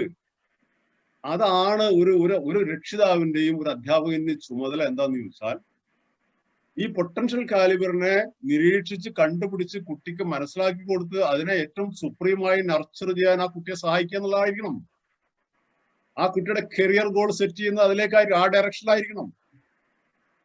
അപ്പോഴാണ് പ്രൈമറി ഗ്രേറ്റ്നെസ്സിൽ നിന്ന് സെക്കൻഡറി ഗ്രേറ്റ്നെസ്സിലേക്ക് കുതിക്കാനായിട്ട് സാധിക്കുക. എന്താണ് ഈ പ്രൈമറി ഗ്രേറ്റ്നെസ്? അത് പ്രാഥമികമായ മഹത്വമാണ്. അത് പ്രാഥമിക വിദ്യാഭ്യാസമുള്ള എല്ലാവർക്കും എഴുതാനും വായിക്കാനും സംസാരിക്കാനും കണക്ക് കൂട്ടാനും കഴിയുന്ന എല്ലാ മനുഷ്യനും പ്രാഥമിക മഹത്വമുണ്ട്. വനാന്തരങ്ങളിൽ ജീവിക്കുന്ന നിരക്ഷരായ ആളുകൾക്ക് മാത്രമേ ഇല്ലാത്തുള്ളൂ, പ്രാഥമിക മഹത്വം ഇല്ലാത്തുള്ളൂ. അതേസമയം പ്രൈമറി ഗ്രേറ്റ്നെസ്സിൽ നിന്ന് സെക്കൻഡറി ഗ്രേറ്റ്നെസ്സിലേക്ക് ഒരു മനുഷ്യൻ ഇവോൾവ് ചെയ്യുന്നത് എപ്പോഴാണ്? ആ ദ്വിതീയ മഹത്വത്തിലേക്ക് മനുഷ്യൻ ഇവോൾവ് ചെയ്യുന്നത് ആ മനുഷ്യന്റെ പൊട്ടൻഷ്യൽ കാലിബറിനെ അസാധാരണമായ രീതിയിൽ വളർത്തുമ്പോഴാണ്. അപ്പോഴാണ് എക്സ്ട്രാ ഓർഡിനറി അൺയൂഷ്വൽ കോൺട്രിബ്യൂഷൻസ് ഉണ്ടാവുക. അപ്പോഴാണ് ആളുകൾ ശ്രദ്ധിക്കുക. അപ്പോഴാണ് അയാൾ ലോകത്തിന് തൻ്റെതായ സിഗ്നേച്ചറുള്ള കാര്യങ്ങൾ സംഭാവന ചെയ്യുക. അദ്ദേഹത്തിനെ ആളുകൾക്ക് വേണപ്പോൾ അദ്ദേഹത്തെ ആളുകൾ ശ്രദ്ധിക്കാൻ തുടങ്ങും. ഇതാണ് സെക്കൻഡറി ഗ്രേറ്റ്നെസ് പറയുന്നത്. നമുക്ക് ഈ ഇരിക്കുന്ന ഓഡിയൻസിൽ എത്ര പേർക്ക് സെക്കൻഡറി ഗ്രേറ്റ്നെസ് ഉണ്ടാക്കാൻ സാധിച്ചിട്ടുണ്ട്? ഇല്ലെങ്കിൽ എന്തുകൊണ്ട്? നമുക്ക് ഈ കാലിബർ ഇല്ലായിട്ടല്ല, ആ കാലിബറിനെ കണ്ടെത്താൻ കഴിയാതെ പോയതും ആ കാലിബറിനെ അസാധാരണമായ രീതിയിൽ നർച്ചർ ചെയ്യാൻ കഴിയാതെ പോയതുമാണ് നമ്മുടെ പ്രശ്നം. Okay, just have a glance at the 9 kinds of intelligences. ഒരു ഉദാഹരണ സഹിതം നമുക്കൊന്ന് നോക്കാം. ഒന്ന് ലിംഗ്വിസ്റ്റിക് ഇന്റലിജൻസ്. അപ്പൊ എനിക്ക് പെട്ടെന്ന് അത് പറയുമ്പോൾ രവീന്ദ്രനാഥ് ടാഗോറിനെ ഓർമ്മ വരും. കാരണം സാഹിത്യത്തിനുള്ള നൊബേൽ പ്രൈസ് കൊണ്ടുവന്നത് ടാഗോറാണല്ലോ. അപ്പോ ലിംഗ്വിസ്റ്റിക് ഇന്റലിജൻസിന്റെ ഇന്ത്യയിലെ തലതൊട്ടപ്പൻ അദ്ദേഹമാണല്ലോ. ഇന്ത്യയിലെന്നല്ല, ഗ്ലോബൽ പെർസ്പെക്റ്റീവിൽ സാഹിത്യ നഭോമണ്ഡലത്തില് വെള്ളിത്തിളങ്ങുന്ന നക്ഷത്രം തന്നെ അദ്ദേഹത്തിന് പറയണം. അപ്പൊ അദ്ദേഹത്തിന്റെ ഭാഷാ പരിജ്ഞാനം അല്ലെങ്കിൽ ലിംഗ്വിസ്റ്റിക് ഇന്റലിജൻസ് എന്ന് പറഞ്ഞാൽ ഈ പറഞ്ഞ പോലെ എക്സ്ട്രീംലി ഹൈ ആണ്. നമുക്ക് എല്ലാവർക്കും ഉണ്ട് ലിംഗ്വിസ്റ്റിക് ഇന്റലിജൻസ്. അത്തരം ആളുകൾക്ക് നല്ല ഭാഷയെ ഇങ്ങനെ വാക്കുകളെ കൊണ്ട് അമ്മാനമാടാൻ സാധിക്കും. കവിത എഴുതാനും കഥ എഴുതാനും നോവൽ എഴുതാനും ധാരാളം വെക്കാബുലറി ഒക്കെ ഉള്ള ആളുകളായിരിക്കും അവർക്ക്. അത് ജന്മവാസനയാണ്. ചില ആളുകൾ നമ്മൾ കാണുന്നില്ല, കവികളൊക്കെ MT വാസുദേവൻ നായർ, ONV കുറുപ്പ്, ഇവരൊക്കെ ആരാണ്? ലിംഗ്വിസ്റ്റിക്കലി ഇന്റലിജന്റ് ആണ് കൂടുതലും. ഇനി മറ്റൊന്ന് നോക്കുക, നമുക്ക് ഇതാ ലോജിക്കൽ ഇന്റലിജൻസ് എന്ന് പറയുന്നത് അവരാണ് കൂടുതൽ എഞ്ചിനീയേഴ്സ്, അതുപോലെ തന്നെ ശാസ്ത്രാധ്യാപകര്, സയന്റിസ്റ്റുകളൊക്കെ ആയി മാറുന്നത്. അതിന്റെ അങ്ങേ തല എന്ന് പറയുന്നത് ഇപ്പോ ഇതാരാണ് ഈ ചിത്രത്തിൽ കാണുന്നത്? സ്റ്റീഫൻ ഹോക്കിങ്സ്, അതിന്റെ ഒരു തലതൊട്ടപ്പൻ. Einstein, sir Isaac Newton, Thomas Alva Edison, APJ Abdul Kalam, ഇവരൊക്കെ എന്താണ് ഈ മാത്തമാറ്റിക്കൽ ആൻഡ് ലോജിക്കൽ ഇന്റലിജൻസ് കൊണ്ട് ബ്ലസ്ഡ് ആയിട്ടുള്ള ആളുകൾ. പക്ഷെ അവർക്ക് മറ്റ് ഇന്റലിജൻസുകൾ വീക്കാണ് കേട്ടോ. ഇതാണ് ഇന്റലിജന്റ് ഒരാളെ അയാൾ ഭയങ്കര ഇന്റലിജന്റ് ആണെന്ന് പറയുമ്പോൾ സാധാരണഗതിയിൽ ട്രഡീഷണൽ ആയിട്ട് നമ്മളൊക്കെ കരുതിയിരുന്നത് നല്ല മാത്സിൽ മാർക്ക് പിടിക്കുന്നവർ, നല്ലോണം സയൻസിൽ മാർക്ക് പിടിക്കുന്നവർ അവരാണെന്നാ. പക്ഷെ അവർ ആ ഒരു ഭാഗത്താണ് അവരുടെ സ്മാർട്ട്നെസ്. ഒരു പാടാൻ കഴിയുന്ന ആള് ഇന്റലിജന്റ് ആവുന്നത് ആ പാടാനുള്ള കഴിവിലാണ് അയാൾ ഇന്റലിജന്റ് ആവുന്നത്. അയാൾ ഈക്വലി കോമ്പറ്റന്റ് ആണ്. മാത്തമാറ്റിക്സിൽ കോമ്പറ്റന്റ് ആവുന്നത് പോലെ ഈക്വലി കോമ്പറ്റന്റ് ആണ് ആര് പാടാൻ കഴിയുള്ള ഒരാൾ. അയാൾക്ക് മാത്സിൽ വളരെ 0 മാർക്കാണെങ്കിൽ പോലും ഈ ഒരു റെസ്പെക്ട്, ഈ ഒരു ഓണർ, ഈ ഒരു പരിഗണന, ഈ ഒരു നീതി കാണിക്കാൻ നമുക്ക് സാധിക്കണം. ഓക്കെ, ഇനി നമ്മൾ നോക്കുക, യേശുദാസിന്റെ നമ്മൾ നേരത്തെ ഡിസ്കസ് ചെയ്താണ് മ്യൂസിക്കൽ ഇന്റലിജൻസ് എന്ന് പറയുന്ന ഒരു ഇന്റലിജൻസ് ആണ്.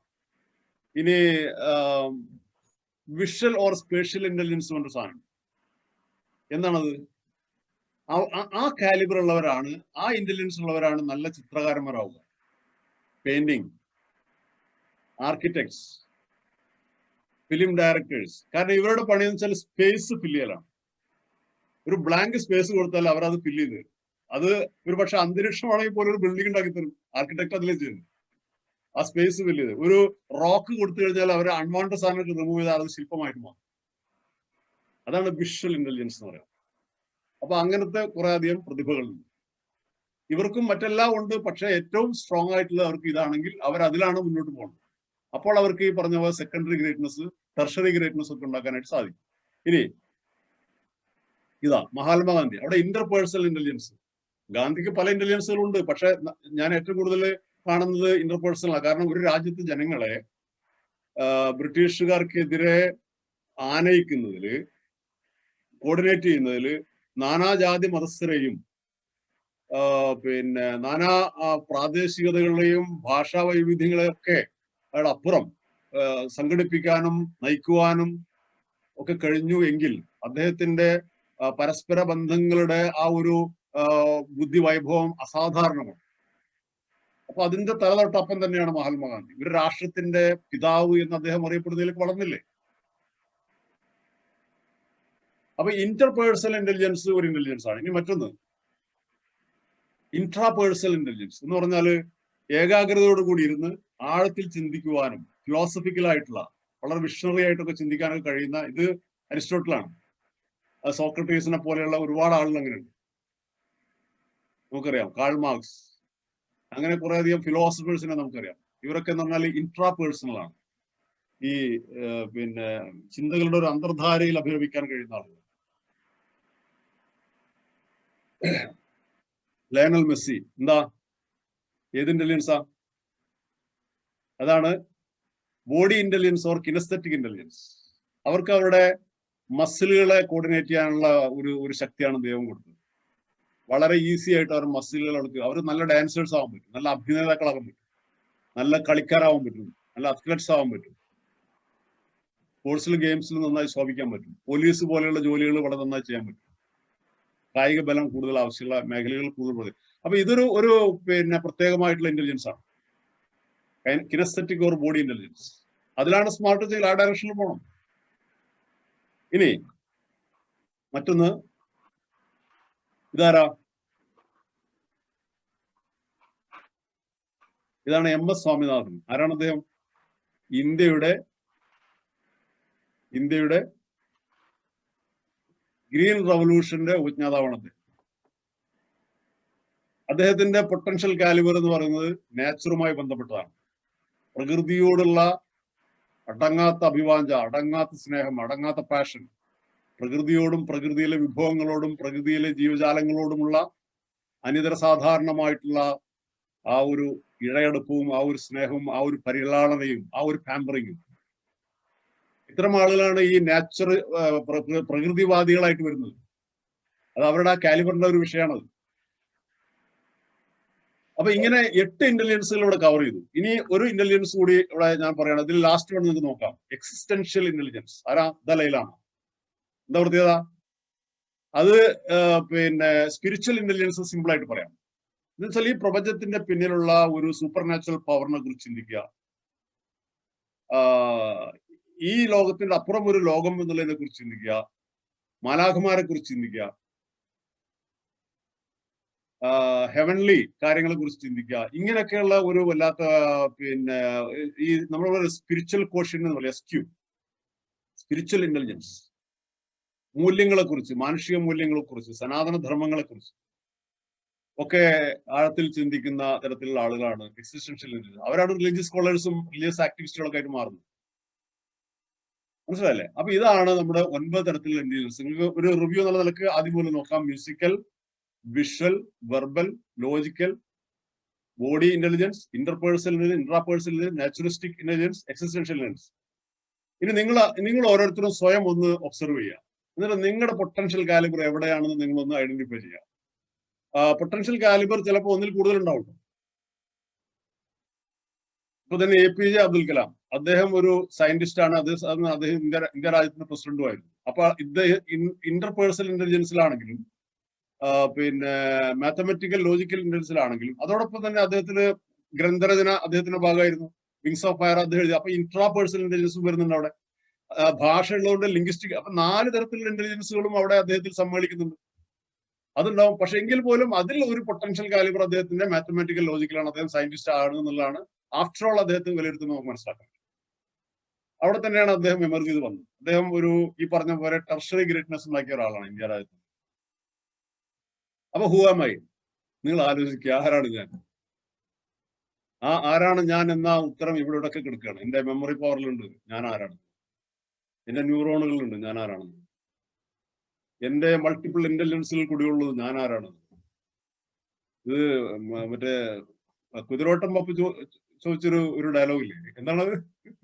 ഞാൻ ആരാണത് നിങ്ങൾക്കറിയില്ലെങ്കിൽ നിങ്ങൾ എന്നോട് ചോദിക്കും ഞാൻ ആരാണ്. അങ്ങനെ ഒരു ഡയലോഗ് ഉണ്ട്, രസമുള്ള ഡയലോഗ്.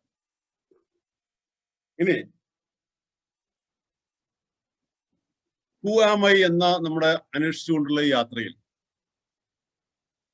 ഒരുപക്ഷെ അൽക്കെമിസ്റ്റ് എന്നൊരു പുസ്തകമില്ലേ പോലോ കോലോന്, അതിലെ തീം എന്താണ്? അതിലെ തീം എന്ന് പറയുന്നത് ഒരു പിന്നെ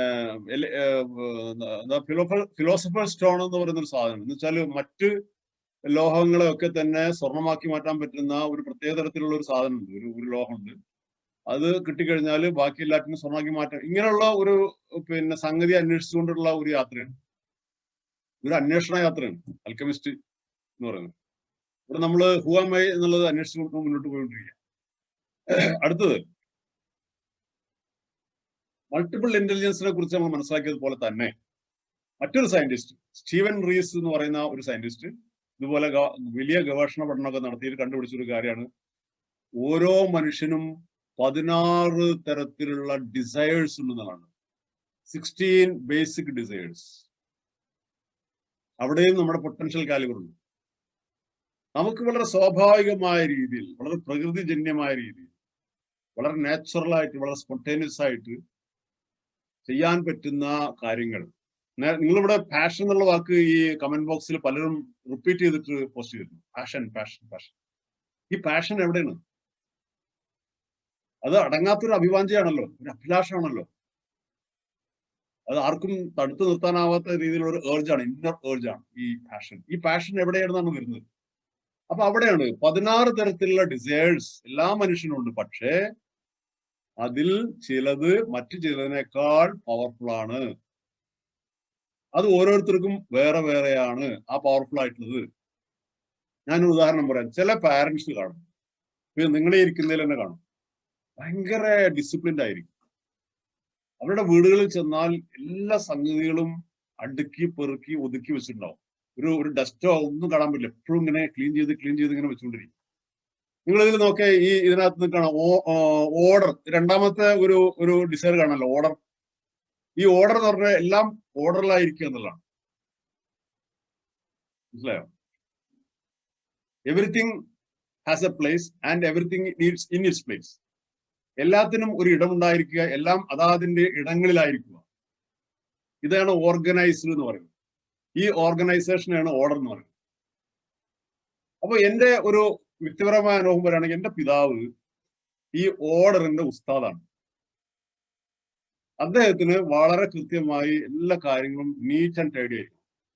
ഒരു ഷെൽഫൊക്കെ കൊണ്ട് തുറന്നിട്ടുണ്ടെങ്കിൽ കീ വെക്കുന്നത് എവിടെ, പേഴ്സ് വെക്കുന്നത് എവിടെ, ഓരോ കാര്യങ്ങളും, എല്ലാ വസ്ത്രങ്ങളും വാഷ് ചെയ്ത് കൊണ്ടുവന്നാൽ എല്ലാം അയൺ ചെയ്ത് ഓരോരോ അലമാരയിലേക്ക് മാറ്റി. ഇതൊക്കെയാണ് ഇപ്പൊ ഫാദർ ചെയ്തുകൊണ്ടിരിക്കുന്നത്. തലയണ പോലും ബെഡ്ഷീറ്റ് അടക്കം അയൺ ചെയ്തിട്ട് ഉപയോഗിക്കും. അപ്പൊ ഈ ഒരു പിതാവ് മകനായ എന്നിൽ നിന്ന് അത് പ്രതീക്ഷിക്കുകയാണ്. മകനായ ഞാനും അതുപോലെ പെർഫോം ചെയ്യണമെന്ന് എന്റെ പിതാവ് പ്രതീക്ഷിക്കുകയാണ്. എനിക്ക് കഴിയുമോ? ഈ ഓർഡർ എന്ന് പറയുന്ന സംഗതിയിൽ ഞാൻ വളരെ ദുർബലാണ്. അത് എന്റെ പാഷൻ അല്ല, എന്റെ ഡിസയർ അല്ല. അത് എന്റെ ഡിസയർ വേറെയാണ്. അപ്പൊ ഫാദറിന്റെ അതേ ഡിസയർ തന്നെ എന്നിലും വേണമെന്ന് ഫാദർ പ്രതീക്ഷിക്കുന്നത് ഈ കാര്യത്തെക്കുറിച്ചുള്ള തിരിച്ചറിവില്ലാത്തതുകൊണ്ടാണ്. ഓരോ മനുഷ്യനും ഓരോ എൻറ്റിറ്റിയാണ്. Individual difference. Every human being is unique. മനസ്സിലായോ? ഓരോരുത്തരും വളരെ വളരെ വ്യത്യസ്തനായ ഒരു മനുഷ്യനാണ്. നമ്മളുടെ അഭിലാഷങ്ങളും നമ്മുടെ ഇന്റലിജൻസുകളും നമ്മുടെ ഡിസയറുകളും നമ്മുടെ പാഷനുകളും വേറൊരാളുടെ മക്കളായാലും ശരി, ഭാര്യയായാലും ശരി, ഒരിക്കലും തന്നെ നമ്മൾ അത് സൂപ്പർ ഇമ്പോസ് ചെയ്യരുത്, അടിച്ചേൽപ്പിക്കരുത്. അവർക്ക് അവരുടെ പാഷൻ വേറെയാണ്, അവരുടെ ഡിസയർ വേറെയാണ്. നിങ്ങൾക്ക് മനസ്സിലായി ഉണ്ടാവും ഞാൻ കരുതാണ്. പവർ ചിലർക്ക് ഇപ്പൊ ഇതിൽ ഒന്നാമത്തെ പവർ. ഞാനിത് കൂടുതൽ വിശദീകരിക്കുന്നത് കാരണം സമയം നമുക്കൊരു പ്രശ്നമാണല്ലോ. അതുകൊണ്ട് just have a glance it. ചിലർക്ക് അധികാരത്തോട് ഭയങ്കര ഭ്രമമുണ്ടാകും. പൊളിറ്റിക്കൽ ലീഡേഴ്സ്, കമ്പനിയിലുള്ള അഡ്മിനിസ്ട്രേഷനിലുള്ള ആളുകൾ, ഇവർക്കൊക്കെ എന്തെങ്കിലും ഒരു പവർ, ഒരു അധികാരം വേണം, മറ്റുള്ളവരെ നിയന്ത്രിക്കും. മറ്റുള്ളവരെ നിയന്ത്രിച്ച് കൊണ്ടുപോവുക, നേതൃത്വം കൊടുക്കുക എന്നുള്ള അവർക്ക് ഉള്ളിൽ നിന്നുള്ള ഒരു ഏർജാണ്. അതൊരു മോശം ഇതൊന്നുമല്ല. അതിൽ ഡിസൈറുള്ള ആളുകൾ അതിനെ നർച്ചർ ചെയ്ത് പോണം മുന്നോട്ട്. ഇൻഡിപെൻഡൻസ്, ചിലർക്ക് എന്താണ് സ്വന്തം കാലം നിൽക്കാനുള്ള സെൽഫ് റിലയൻസി, മറ്റുള്ളവരൊന്നും ആശ്രയിക്കാതെ. ഇപ്പൊ ബ്രിട്ടീഷുകാരിൽ നിന്ന് കിടക്കിയപ്പോ സ്വാതന്ത്ര്യം എന്ന് പറയുന്നത് തിളക്കണം ചോര നമുക്ക് ഞരമ്പുകളിൽ നിന്നൊക്കെ കവിത എഴുതിയവരുണ്ട്, അതുപോലെ തെരുവിലേക്ക് എടുത്ത് ചാടിയവരുണ്ട്, രക്തസാക്ഷിയവരായവർ. ഇവർക്ക് ഇൻഡിപെൻഡൻസ് പറയുന്ന ഒരു ഡിസയർ അങ്ങേയറ്റമുണ്ട്. പക്ഷെ അന്ന് ഒരു 40 കോടി ജനങ്ങളുണ്ടെങ്കിൽ അവരെല്ലാവരും ഈ ഇൻഡിപെൻഡൻസ് എന്നുള്ള ഡിസയർ ഹൈ ആയവരല്ലോ. ഒരു വിഭാഗം ആളുകളാണല്ലോ മുന്നോട്ട് വന്നിട്ടുള്ളത്. അപ്പൊ അവർക്കത് ഹൈ ആണ്. ക്യൂരിയോസിറ്റി എന്ന് പറഞ്ഞാൽ ഇപ്പം നമ്മൾ ശാസ്ത്ര പഠനം എന്നൊക്കെ പറയില്ല, ലോജിക്കൽ ഇന്റലിജൻസ്, ക്യൂരിയോസിറ്റി, കാര്യങ്ങളെ കൂടുതൽ വിജ്ഞാനം നേടാൻ അന്വേഷിക്കാനുമുള്ള ആ ഒരു ത്വര ചിലർക്കുണ്ടാവും. അവരായിരിക്കും ചിലപ്പോൾ സയന്റിസ്റ്റുകളായിട്ട് മാറുക. അക്സെപ്റ്റൻസ്, ഇങ്ങനെ ഞാൻ വാക്കുകൾ മാത്രമേ പറഞ്ഞു. ഓർഡർ, സേവിങ്, ചിലർക്ക് പണം ഇങ്ങനെ ശേഖരിച്ച് വെക്കണം, ഡിപ്പോസിറ്റ്. പണം മാത്രമല്ല, വേറെ പല സംഗതികളും. ഇപ്പൊ ഈ മ്യൂസിയം ആന്റിക്സ് ആയിട്ടുള്ള സാധനങ്ങൾ, അല്ലെങ്കിൽ സ്റ്റാമ്പ്സ് കളക്ഷൻ, ഇതിങ്ങനെ ഇത്തരത്തിലുള്ള ആളുകൾ ചിലപ്പം ചില പിശുക്ക് സ്വഭാവമുള്ളവരായിരിക്കും. അതിന്റെ ഒരു മറോശാണ്. കാരണം ശേഖരിച്ചു വെക്കുക എന്നുള്ളത് അവർക്ക് ഒരു വല്ലാത്ത പാഷനാണ്. അത് കൊടുക്കുന്നത് അവർക്ക് വളരെയധികം പ്രയാസകരമായ ഒരു സംഗതിയാണ്. ഇതൊക്കെ ഓരോ വ്യക്തിയെയും നമ്മൾ ആരാണ്, അവരുടെ ബിഹേവിയറൽ പാറ്റേൺ രൂപം കൊണ്ടത് എങ്ങനെയാണെന്ന് മനസ്സിലായാൽ ജീവിതം എത്ര മനോഹരമായിരിക്കുന്നു. അവരുടെ ഇന്ററാക്ട് ചെയ്യാൻ നമുക്ക് കഴിയും. കാരണം ബിഹേവിയറൽ പാറ്റേൺ എന്ന് പറയുന്നത് രൂപം കൊള്ളുന്നത് ഇങ്ങനെയാണ്. ഈ വക എല്ലാ ഘടകങ്ങളിലൂടെ ഒരു ബിഹേവിയറൽ പാറ്റേൺ, ഒരു സ്വഭാവ ഘടന ഉണ്ടാവുകയാണ്. എന്റെ ഭാര്യയ്ക്ക് എന്റെ ഭാര്യയുടേതായ ഒരു സ്വഭാവഘടനയുണ്ട്, എനിക്ക് എന്റേതായ ഒരു സ്വഭാവഘടനയുണ്ട്. ഇത് രണ്ടും രണ്ടാ. ഇതിന്റെ രണ്ടിന്റെയും വേവ്ലെങ്തും ഫ്രീക്വൻസിയും എല്ലാ കാര്യങ്ങളിലും തുല്യമാവണമെന്നില്ല. ചില കാര്യങ്ങൾ തുല്യമായിരിക്കും, ചില തുല്യമായിരിക്കില്ല. ആ തുല്യമല്ലാത്ത കാര്യങ്ങളെ മനസ്സാ സ്വീകരിക്കാനുള്ള വിവേകവും വിശാലതയും ഉണ്ടാകുമ്പോഴാണ് നമ്മൾ എന്താവുന്നത്, നമ്മൾ സിവിലൈസ്ഡ് പേഴ്സൺ ആയിട്ട് മാറുന്നത്, നമ്മളൊരു പരിഷ്കൃത മനുഷ്യനായി മാറുന്ന അപ്പോഴാണ്. അല്ലാതെ എന്റെ ഇഷ്ടങ്ങളല്ല എന്റെ ഭാര്യയെ മക്കളെ മേൽ ഞാൻ അടിച്ചേൽപ്പിക്കുന്നു. Irrespective of their desires, their expectations, their enjoyments. My enjoyment is always dominated. ഒരു തരം ഹെഗമണിയാണ്, മേധാവിത്വം കാണിക്കലാണ്. ഇത് വളരെ അപരിഷ്കൃതമാണ്, അസംസ്കൃത, അത് ഒരു എന്താ പറയാ, കാലഹരണപ്പെട്ട കാഴ്ചപ്പാടാണ്. അത് മാറേണ്ടിയിരിക്കുന്നു. അപ്പൊ ഇത്തരത്തിലുള്ള സെഷൻസ് കൂടുതൽ എൻലൈറ്റൻമെന്റ്, നമ്മുടെ മെന്റൽ ഹൊറൈസൺ, മാനസിക ചക്രവാളത്തെ കൂടുതൽ വികസിപ്പിക്കുന്നതിന്, വിശാലമാക്കുന്നതിന് സഹായിക്കുന്നു എന്നുള്ളതാണ്.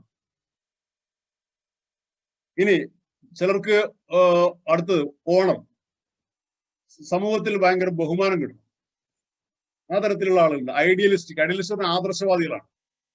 എപ്പോഴും ഇപ്പൊ ഗാന്ധിയൻസ് ഒക്കെ പറയില്ല, അതുപോലെ ആദർശത്തിൽ അടുകിട, സത്യം, ധർമ്മം, നീതി, ഇങ്ങനെയുള്ള കാര്യങ്ങളിൽ വളരെ വലിയ പാഷൻ ഉള്ള ആളുകളാണ് അത്. സോഷ്യൽ കോണ്ടാക്ട്, അത് നേരത്തെ നമ്മൾ ഡിസ്കസ് ചെയ്തതാണ്. ഈ ഇന്റർപേഴ്സണൽ ഇന്റലിജൻസ് പറഞ്ഞല്ലോ, അതിന്റെ ഒരു ഭാഗം തന്നെയാണ് സോഷ്യൽ കോണ്ടാക്ട്. ഫാമിലി, ചിലർക്ക് ഫാമിലി വല്ലാത്തൊരു പാഷനായിരിക്കും. ഇപ്പൊ ഗൾഫിലൊക്കെ വന്നാൽ അവർക്ക് ഇവിടെ നിൽക്കാൻ കഴിയില്ല. അവർ വേഗം ബാച്ചലർ ലൈഫ് ആണെങ്കിൽ അവസാനിപ്പിച്ച് എങ്ങനെയെങ്കിലും നാട്ടിൽ പോകും. അവരിവിടെ വന്നിട്ടുണ്ടെങ്കിൽ അവർക്ക് ഭയങ്കര അസ്വസ്ഥമായിരിക്കും. They are disturbed always. ഒരു തരത്തിലുള്ള ഡിപ്രഷൻ ബാധിച്ച പോലെ ആയിരിക്കും. ചിലർ എവിടെ പോകുമ്പോൾ ഫാമിലിയെ കൂടെ കൂട്ടും. ഇപ്പൊ നമുക്കറിയാം MG ശ്രീകുമാർ എന്ന ഗായകൻ ഭാര്യ എവിടെ പോകുമ്പോൾ കൂടെ കൊണ്ടുപോകുന്നതാണ് പറയാറുള്ളത്. അത് ഫാമിലി എന്ന് പറയുന്ന ക്രേസ് ആണ്, അത് ഒരു ഡിസയർ ആണ്. സ്റ്റാറ്റസ്, സോഷ്യൽ സ്റ്റാറ്റസിന് വേണ്ടിയിട്ടാണ് ചില ആളുകൾ വൻ ലോണെല്ലാം എടുത്തുകൊണ്ട് വലിയ വീടുകൾ, കെട്ടിടങ്ങൾ ഉണ്ടാക്കും, അല്ലെ? വില കൂടിയ കാർ, വെഹിക്കിൾസ് ഒക്കെ വാങ്ങിക്കും. കല്യാണത്തിനൊക്കെ വൻ പരിപാടികളൊക്കെ നടത്തിയിട്ട് പിന്നെ സ്വർണ്ണാഭരണങ്ങളൊക്കെ ഇങ്ങനെ പ്രദർശിപ്പിക്കും. ഇതൊക്കെ ഇതിന്റെ ഒരു നെഗറ്റീവ് പെർസ്പെക്റ്റീവ് ആണ് ഈ സ്റ്റാറ്റസിന്റെ. അതേസമയം ഈ സ്റ്റാറ്റസിനൊക്കെ തന്നെ ഒരു പോസിറ്റീവായ രീതിയിൽ നമുക്ക് അതിനെ റീഡയറക്ട് ഇത് കൊണ്ടുവരാനും പറ്റും. ഒരു അന്തസ് എന്നുള്ളതാക്കാം സ്റ്റാറ്റസ് എന്നുള്ളത്, ഒരു അന്തസ്. അത് വെഞ്ചൻസ് പറഞ്ഞാൽ പ്രതികാരം, അത് ചില ആളുകൾക്കുണ്ട്. ഇപ്പൊ ഹിറ്റ്ലർ എന്തായിരുന്നു, ഒരു കമ്മ്യൂണിറ്റിയോടുള്ള റിവെഞ്ച് ആയിരുന്നു അദ്ദേഹത്തിന്റെ ഏറ്റവും പ്രധാനപ്പെട്ട പൊളിറ്റിക്സ് എന്ന് പറയുന്നത്. വെഞ്ചൻസ് എന്ന് പറയുന്നത് ഒരു ഡിസയർ ആയിട്ട് മാറുകയാണ്. പിന്നെ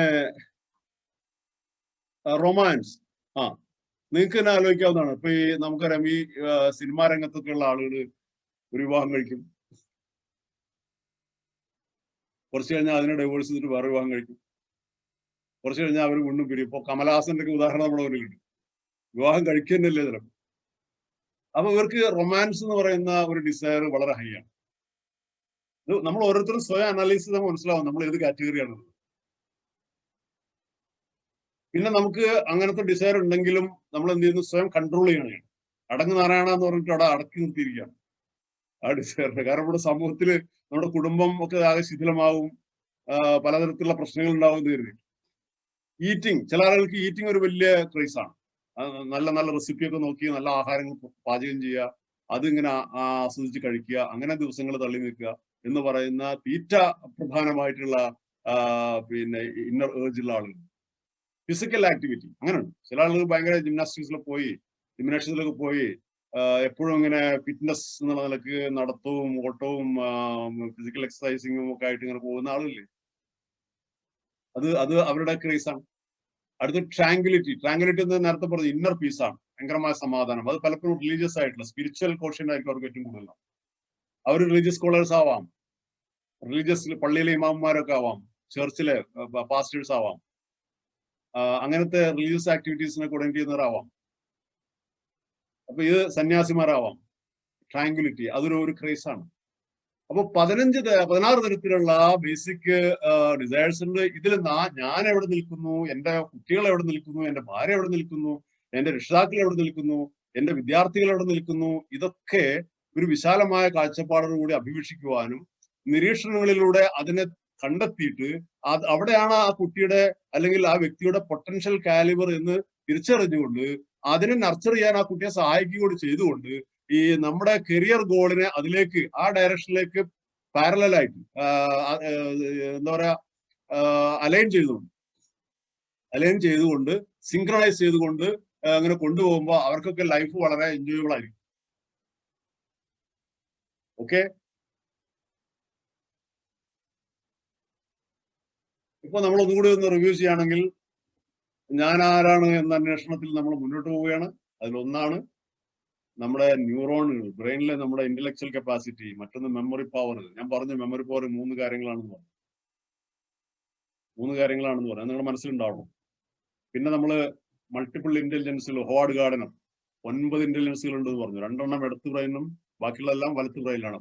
എന്റെ പ്രിയപ്പെട്ട സുഹൃത്തുക്കളെ, ഞാൻ നിങ്ങളോട് സത്യം പറയാണ്, നമ്മുടെ വിദ്യാഭ്യാസ സ്ഥാപനങ്ങളിൽ നിങ്ങൾ ആരോടും പറയരുത് ഈ ലെഫ്റ്റ് ബ്രെയിനിനെ മാത്രമാണ് 99% സമയവും അഡ്രസ് ചെയ്യുന്നത്. ഈ വലത്ത് ബ്രെയിനെ വെറുതെ ഇട്ടിരിക്കുക. വലത്ത് ബ്രെയിനെ അഡ്രസ് ചെയ്യാറേ ഇല്ല ക്ലാസ് മുറികളിൽ. ഈ ലാംഗ്വേജും മാത്തമാറ്റിക്കൽ ആൻഡ് ലോജിക്കൽ ഇന്റലിജൻസും കുറച്ച് ഹിസ്റ്ററിയും അല്ലാതെ വേറൊന്നുമില്ല. അതൊക്കെ തകർത്ത് തരിപ്പണമാക്കി റെനോവേറ്റ് ചെയ്യേണ്ട കാലം കഴിഞ്ഞു. റവല്യൂഷൻ നടക്കണം. നിങ്ങൾക്ക് ഗ്ലോബൽ എക്കണോമിയിൽ 1ാം സ്ഥാനത്ത് ആവണോ അല്ലേ? നടന്നു തന്നെ.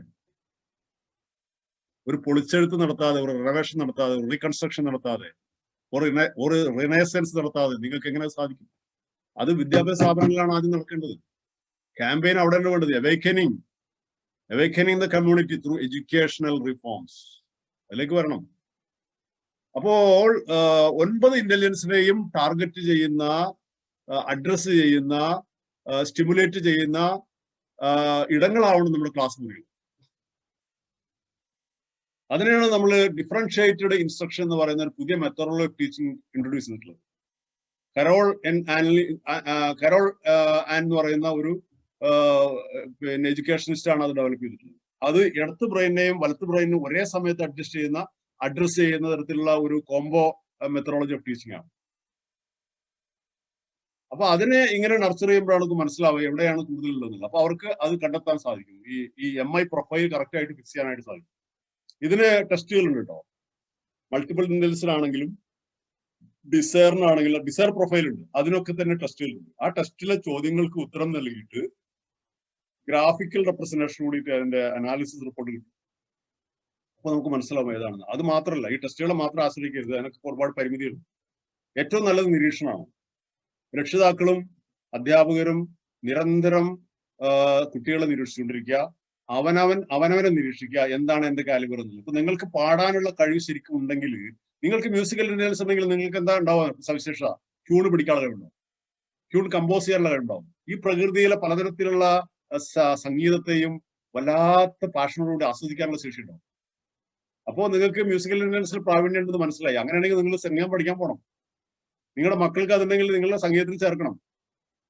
ഒരാൾ നല്ല ഫിസിക്കലി ഫിറ്റ് ആണ്, നല്ല സ്മാർട്ടാണ്, അങ്ങനെയാണെങ്കിൽ കരാട്ടക്ക് കൊണ്ട് ചേർക്കണം.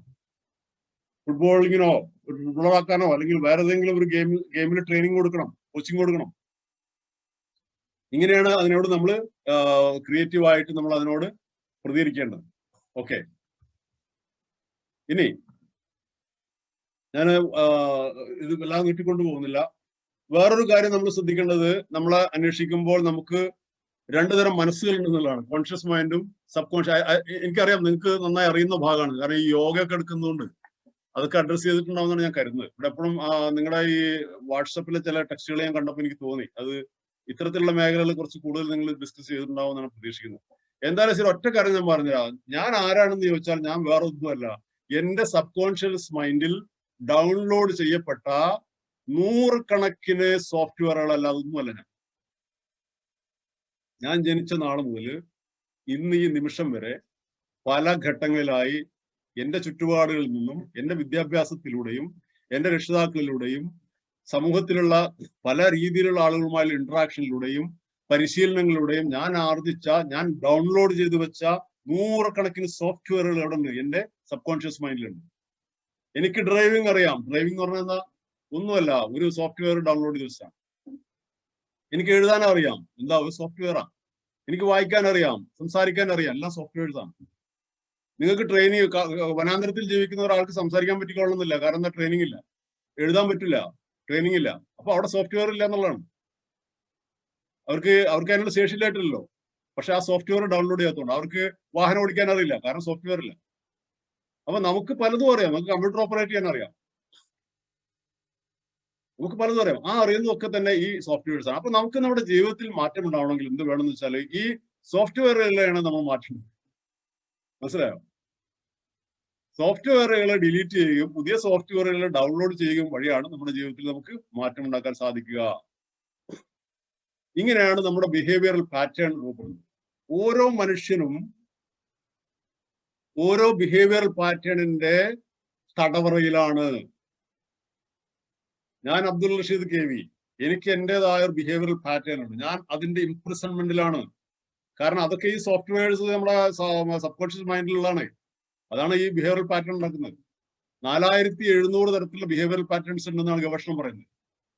ഇപ്പൊ ട്വിറ്ററിങ്, ഫേസ്ബുക്കിംഗ്, വാട്സപ്പിംഗ്, അതൊക്കെ പുതിയ പുതിയ ബിഹേവിയറൽ പാറ്റേൺസ് ആണ് മാറിയ കാലത്തുണ്ടായിട്ടുള്ള. അപ്പൊ അതിങ്ങനെ ആഡ് ചെയ്തുകൊണ്ടിരിക്കുക. അപ്പൊ ബിഹേവിയറൽ പാറ്റേൺ എന്ന് പറയുന്ന ഒരു സാധനം ഓരോ വ്യക്തിക്കും വേറെ വേറെയാണ്. ഇത് ഉണ്ടാവുന്നത് ഈ പറഞ്ഞ അടിസ്ഥാനങ്ങളിലൂടെയാണ്. നേരത്തെ വിശദീകരിച്ച ഓരോ കാര്യങ്ങളിലൂടെയാണ് അത് ഉണ്ടായി വന്നിട്ടുള്ളത്. അപ്പൊ നമുക്ക് പ്രൈമറി ഗ്രേറ്റ്നെസ്സിൽ നിന്ന്, സാമാന്യമായിട്ടുള്ള ഒരു മഹത്വത്തിൽ നിന്ന് ഒരു അസാമാന്യമായ മഹത്വത്തിലേക്ക് കുതിക്കണമെങ്കിൽ നമ്മുടെ ബിഹേവിയറൽ പാറ്റേണിൽ നമ്മൾ തിരുത്തേണ്ടിയിരിക്കുന്നു. പുതിയ പുതിയ സോഫ്റ്റ്വെയർസ് ഡൗൺലോഡ് ചെയ്യേണ്ടിയിരിക്കുന്നു. അതിന് ഇത്തരത്തിലുള്ള ധാരാളം സെഷൻസ് നമ്മൾ ഇനിയും ഓർഗനൈസ് ചെയ്യേണ്ടിയിരിക്കുന്നു. ഇനി ചില ചോദ്യങ്ങളാണ്. ആ ചോദ്യങ്ങളിലേക്ക് പോകണോ അതോ ഞങ്ങളുടെ ചോദ്യോത്തരത്തിലേക്ക് പോകണോ? ഒരു 5 മിനിറ്റ് കൊണ്ട് ഞാൻ വൈൻഡപ്പ് ചെയ്യാം, എന്നിട്ട് ചോദ്യോത്തരത്തിലേക്ക് പോവാം. ഈ ചോദ്യങ്ങൾ വളരെ പ്രസക്തമാണ്, നിങ്ങൾക്ക് ഇവിടെ ഉത്തരം എഴുതാം. ചോദ്യം number 1, what is the biggest tragedy in the life of a person?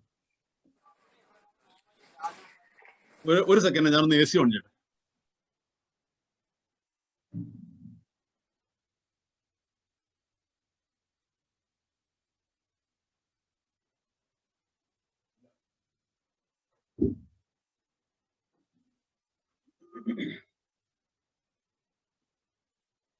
What is the biggest tragedy in the life of a person? ഒരു മനുഷ്യന്റെ ജീവിതത്തിലെ ഏറ്റവും വലിയ ദുരന്തം എന്താണ്? പോസ്റ്റ് ചെയ്തോളൂ. ഏറ്റവും വലിയ ദുരന്തം എന്താണെന്നറിയോ?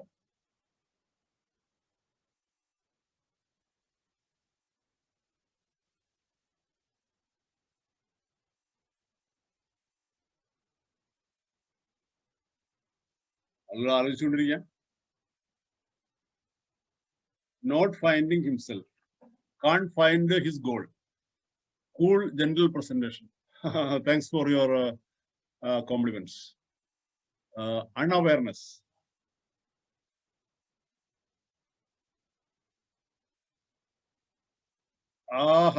Super. Dying without knowing himself. Yes. അപ്പൊ നമ്മുടെ ചോദ്യത്തിന്റെ ഉത്തരവോടെ കിട്ടിക്കഴിഞ്ഞു. എന്ന് വെച്ചാൽ ശരിക്കും പറഞ്ഞാല് what is the biggest tragedy in the life of a person? ഒരു മനുഷ്യന്റെ ജീവിതത്തിലെ ഏറ്റവും വലിയ ട്രാജഡി എന്ന് വെച്ചാൽ to die without exploring the full potential of a person. ഒരു മനുഷ്യന്റെ മുഴുവൻ കഴിവുകളെയും പ്രതിഭകളെയും ഉപയോഗിക്കാതെ മരിച്ചു പോവുക എന്ന് പറയുന്നതാണ് ഏറ്റവും വലിയ ട്രാജഡി. ഒന്ന് ആലോചിച്ച് നോക്കൂ. നിങ്ങൾ നിങ്ങളുടെ മകന് ഓരോ വർഷവും ഗൾഫിൽ നിന്ന് വിലപിടിപ്പുള്ള ടോയ്സ് അയച്ചു കൊടുക്കും.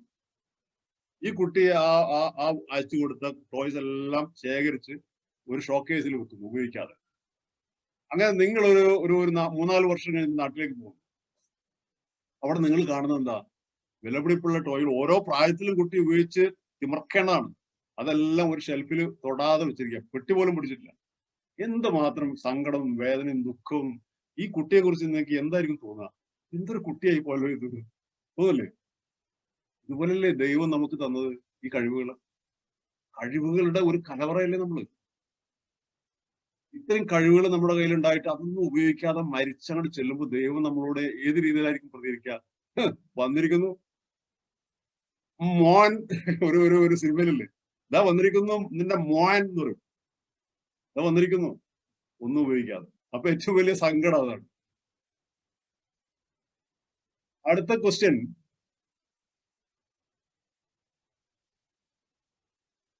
What is the biggest loss of the world? ലോകത്തിന്റെ ഏറ്റവും വലിയ നഷ്ടം ഏതാണ്?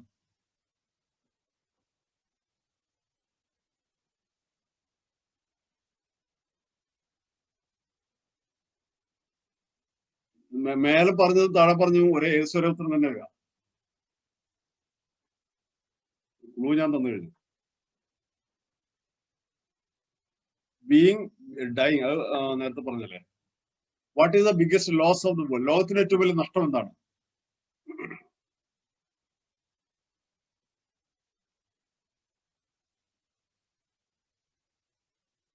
ലോകത്തെ ഏറ്റവും വലിയ നഷ്ടം. നേരത്തെ ആദ്യത്തെ ചോദ്യത്തിന്റെ ഉത്തരത്തിൽ തന്നെ രണ്ടാമത്തെ ഉണ്ട്. ഞാനത് ചോദിക്കാൻ വേറൊരു കാരണം. Dead at 8, buried at 80. Okay, 8-ാം വയസ്സിൽ മരിക്കുകയും 80-ാം വയസ്സിൽ കബറടക്കുകയും ചെയ്യുന്നതാണ് ഏറ്റവും വലിയ ദുരന്തം. വളരെ മനോഹരമായിട്ട് അദ്ദേഹം പ്രതികരിച്ചിരിക്കുന്നത്. നോട്ട് യൂസിങ് അവർ പൊട്ടൻഷ്യൽ, അത് തന്നെയാണ് കറക്റ്റ് തന്നെ. എന്ന് വെച്ചാല് what is the biggest loss of the world എന്ന് ചോദിച്ചാല് എന്റെ ഉത്തരം ഈ പറഞ്ഞു തന്നെയാണ്. A great deal of human potential is lost to the world for want of a little bit courage. അതാണ് കാര്യം. കഴിവുകളില്ലായിട്ടല്ല, കഴിവുകൾ ഉപയോഗിക്കാനുള്ള ധൈര്യമില്ല.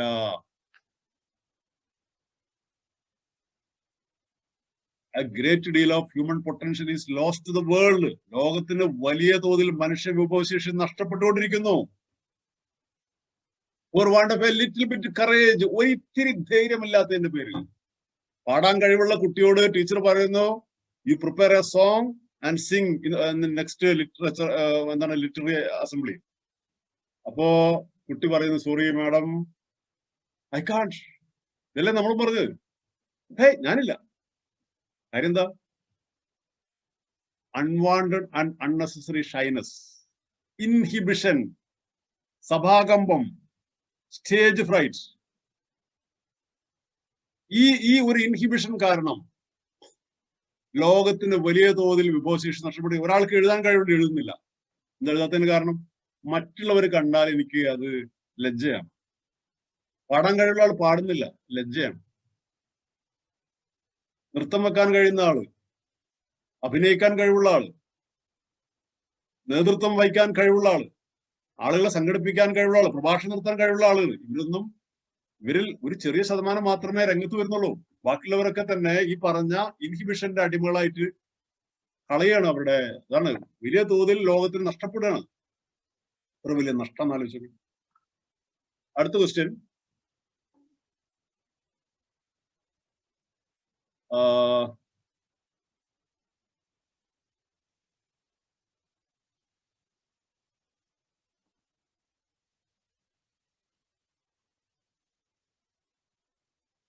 Not use your potential. ഇത്രയും കഴിവുകൾ തന്ന ആ സൃഷ്ടാവിനെ തിരിച്ചറിയാതെ പോകുന്നതാണ്. നിങ്ങളുടെ കമന്റ്സ് ഒന്ന് ഞാൻ ഒന്ന് വായിക്കണം. ഓക്കെ, അടുത്ത ക്വസ്റ്റ്യൻ.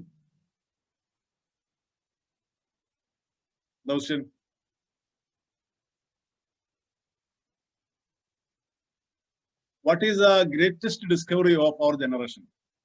നമ്മുടെ തലമുറയിലെ ഏറ്റവും വലിയ കണ്ടുപിടുത്തം എന്താണ്? അത് നമ്മളോട് പറയുന്നത് ഡോക്ടർ വില്യം ജെയിംസ് ആണ്. അമേരിക്കൻ മനഃശാസ്ത്രത്തിന്റെ ഉപജ്ഞാതാവായ ഡോക്ടർ വില്യം ജെയിംസ് ആണ് അത് നമ്മളോട് പറയുന്നത്. ടെക്നോളജി, ഒരു ഉത്തരം വന്നിട്ടുണ്ട്. Technology greatest discovery of our generation, technology. Technology changes. ശരി തന്നെയാണ്, അതൊക്കെ ശരി തന്നെയാണ്. ഈ ടെക്നോളജി ചേഞ്ച് ഒക്കെ ഉണ്ടാവണമെങ്കിൽ അതിന് മുന്നേ ഉണ്ടാകേണ്ട ഒരു മാനസികാവസ്ഥ ഉണ്ട്. അതാണ് ഹ്യൂമൻ പൊട്ടൻഷ്യൽ ആണ്. ആ ഹ്യൂമൻ പൊട്ടൻഷ്യൽ ഉപയോഗിക്കണമെങ്കിൽ അതിന്റെ മുന്നിൽ ഒരു മാനസികാവസ്ഥ ഉണ്ടാവണം. അതെന്താണെന്നുള്ളതാണ്. നമുക്ക് ഉത്തരത്തിലേക്ക് വരാം. ഓക്കെ, നിങ്ങളുടെ എഫേർട്സിനെ ഞാൻ അപ്രീഷിയേറ്റ് ചെയ്തു. നിങ്ങളുടെ ഡൈനാമിക് ആയിട്ടുള്ള ആ ഒരു ഇൻവോൾവ്മെന്റ് ഞാൻ അപ്രീഷിയേറ്റ് ചെയ്തു. Brain yes. Okay, doctor William James അദ്ദേഹത്തിന്റെ അഗാധമായ ഗവേഷണത്തിലൂടെ കണ്ടെത്തിയ കാര്യം ഞാൻ അദ്ദേഹത്തിന്റെ ഭാഷയിൽ നിങ്ങളോട് പറയാണ്. The greatest discovery of my generation is that human beings can alter their life by altering the attitudes of their minds. എന്റെ തലമുറയിലെ ഏറ്റവും വലിയ കണ്ടുപിടുത്തം എന്താണെന്ന് ചോദിച്ചാൽ, മനുഷ്യന് അവന്റെ ജീവിതം മാറ്റിമറിക്കാനാവും. എങ്ങനെ? അവന്റെ മനോഭാവം, ആറ്റിറ്റ്യൂഡ് ഓഫ് മൈൻഡ് മാറ്റിമറിക്കുക വഴിയുള്ളതാണ്. അത്രേ വേണ്ടൂ. മനോഭാവം മാറ്റിമറിച്ചാൽ മതി. രണ്ടു തരം മൈൻഡ് സെറ്റുകളുണ്ട്. ഒന്ന് ഫിക്സ്ഡ് മൈൻഡ് സെറ്റ്, മറ്റൊന്ന് growth mind set. Fixed mind set എന്ന് പറഞ്ഞാൽ നിശ്ചല മനോഭാവം. എനിക്ക് വളരണ്ട, എനിക്ക് മാറണ്ട, എനിക്ക് ഇതൊക്കെ മതി, ഐ ആം വെരി ഹാപ്പി, ഓ എന്നൊക്കെ പറയും. ഈ ഉള്ളതൊക്കെ മതി, ഞാൻ വളരെ ഹാപ്പിയാണ്, കണ്ടന്റ് ആണ് എന്ന് പറയും. വേറെ ചില ആളുകളുണ്ട്, അവർക്ക് ഗ്രോത്ത് മൈൻഡ് സെറ്റ് ഉണ്ടാവും. എന്താ ഗ്രോത്ത് മൈൻഡ് സെറ്റ്? വളർച്ചാ മനോഭാവം. എനിക്ക് വളരണം, എനിക്ക് ഇനിയും ഉയരങ്ങൾ കീഴടക്കണം, ഇനിയും പഠിക്കണം, ഇനിയും നൈപുണ്യങ്ങൾ വർദ്ധിപ്പിക്കണം. ഇങ്ങനെ ഒരു വിശാലമായ ഒരു മനസ്സോടുകൂടി വളരെ ക്രിയാത്മകമായി, വളരെ പ്രൊഡക്റ്റീവായി, വളരെ ക്രിയേറ്റീവായി ചിന്തിക്കുന്ന ആളുകളുണ്ട്. അവരുടെ മനസ്സ് എന്ന് പറയുന്നത് വളരെ പോസിറ്റീവാണ്. Positive energy. ഇന്നത്തെ നിങ്ങളുടെ വാട്സപ്പിൽ ഞാൻ കണ്ടു പോസിറ്റീവ് തോട്ട്സിനെ കുറിച്ചൊക്കെ ചിന്തകൾ. The greatest discovery of my generation is that human beings can alter their life by altering the attitudes of their minds. മനോഭാവത്തെ മാറ്റിമറിക്കുക. ഫിക്സ്ഡ് മൈൻഡ് സെറ്റിന് പകരം ഒരു ഗ്രോത്ത് മൈൻഡ് സെറ്റിനെ നിങ്ങൾ എന്ത് ചെയ്യാം? നിങ്ങൾ സ്വീകരിക്കുക. അടുത്ത ഒരു ചോദ്യം കൂടി ചോദിക്കട്ടെ. Human can alter their minds by attitude. Okay, sir, that is correct. Mr. or Mrs. Sherin Babu, give the correct answer. Congratulations. അടുത്തത്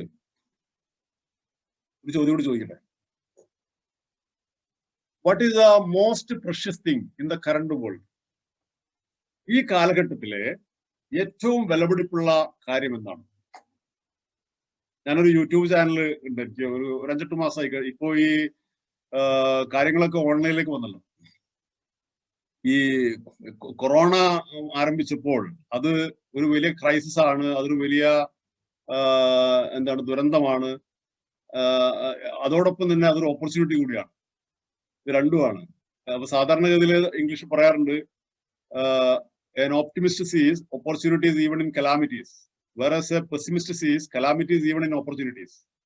എന്ന് വെച്ചാൽ ദുരന്തങ്ങളിൽ പോലും അവസരങ്ങൾ കാണുന്നവനാണ് ഒരു ശുഭാപ്തി വിശ്വാസി. എന്നാൽ അവസരങ്ങളിൽ പോലും ദുരന്തങ്ങൾ കാണുന്നവനാണ് ഒരു നിരാശാവാദി അല്ലെങ്കിൽ ഒരു അശുഭാപ്തി വിശ്വാസി. അപ്പൊ നമ്മളെ സംബന്ധിച്ചിടത്തോളം നമുക്ക് ശുഭാപ്തി വിശ്വാസി ആയാലേ പറ്റൂ. അപ്പൊ നമ്മൾ എന്ത് ചെയ്തു? ഒരുപാട് ഇങ്ങനെ വീട്ടിൽ തന്നെ നമ്മൾ ഹെൽഡപ്പായി. ആ സമയത്താണ് യൂട്യൂബ് ചാനൽ തുടങ്ങിനെ കുറിച്ച് ആലോചിച്ച് അങ്ങനെ തുടങ്ങി. ഇപ്പൊ ഏകദേശം ഒരു 5-6 മാസമായി സജീവമായിട്ട് തുടങ്ങി. കഴിഞ്ഞ സെപ്റ്റംബർ മുതലാണ് നമ്മൾ ശരിക്കും അത് ആരംഭിച്ചത്. ഓരോ ആഴ്ചയിലും മുടങ്ങാതെ വിടുന്നുണ്ട് ഓരോരോ മോട്ടിവേഷണൽ വീഡിയോകൾ. ഇൻസ്പയർ ക്രേസ് എന്നാണ് ആ ചാനലിന്റെ പേര്. നിങ്ങളത് ഒന്ന് നോക്കുക, ഒന്ന് വ്യൂ ചെയ്യുക. ഒരു കഴിഞ്ഞ ഒരു September, October, November, December, January ഒരു 20ഓളം ഇതുപോലത്തെ വീഡിയോകൾ നിങ്ങൾക്ക് അതിൽ കാണാൻ പറ്റും. ചെറിയ 5 മിനിറ്റ് 10 മിനിറ്റ് ഒക്കെ ഉള്ള.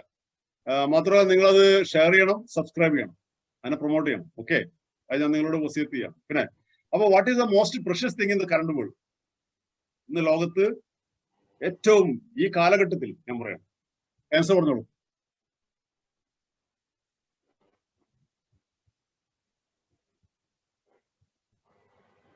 Your life.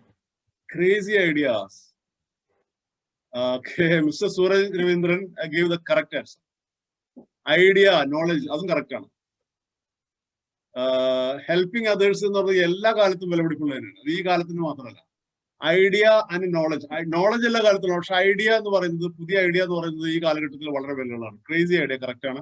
യുവർ ലൈഫ് എന്ന് പറയുന്നത് എല്ലാ കാലത്തും വിലകളാണ്. റൈറ്റ് ആറ്റിറ്റ്യൂഡ്, അതും എല്ലാ കാലത്തും വിലകൾ തന്നെയാണ്. ഹെൽത്ത് എല്ലാ കാലത്തും വിലകളാണ്. കറണ്ട് മൊമെന്റ്സ് എന്ന് പറഞ്ഞാൽ ഈ കാലഘട്ടത്തിലെ നിമിഷങ്ങൾ, അത് ഈ കാലഘട്ടത്തിൽ തന്നെയാണ് അതിന് വില ഉണ്ടാവുക. അത് ഒരു പ്രത്യേകതര ആൻസർ ആണ്. ഓക്കെ, അപ്പൊ എന്താണ് ഏറ്റവും പ്രഷ്യസ് ആയിട്ടുള്ള സംഗതി എന്ന് പറഞ്ഞാൽ ഒന്നുമല്ല, ക്രേസി ഐഡിയ. എന്താണ് ഈ ക്രേസി ഐഡിയ?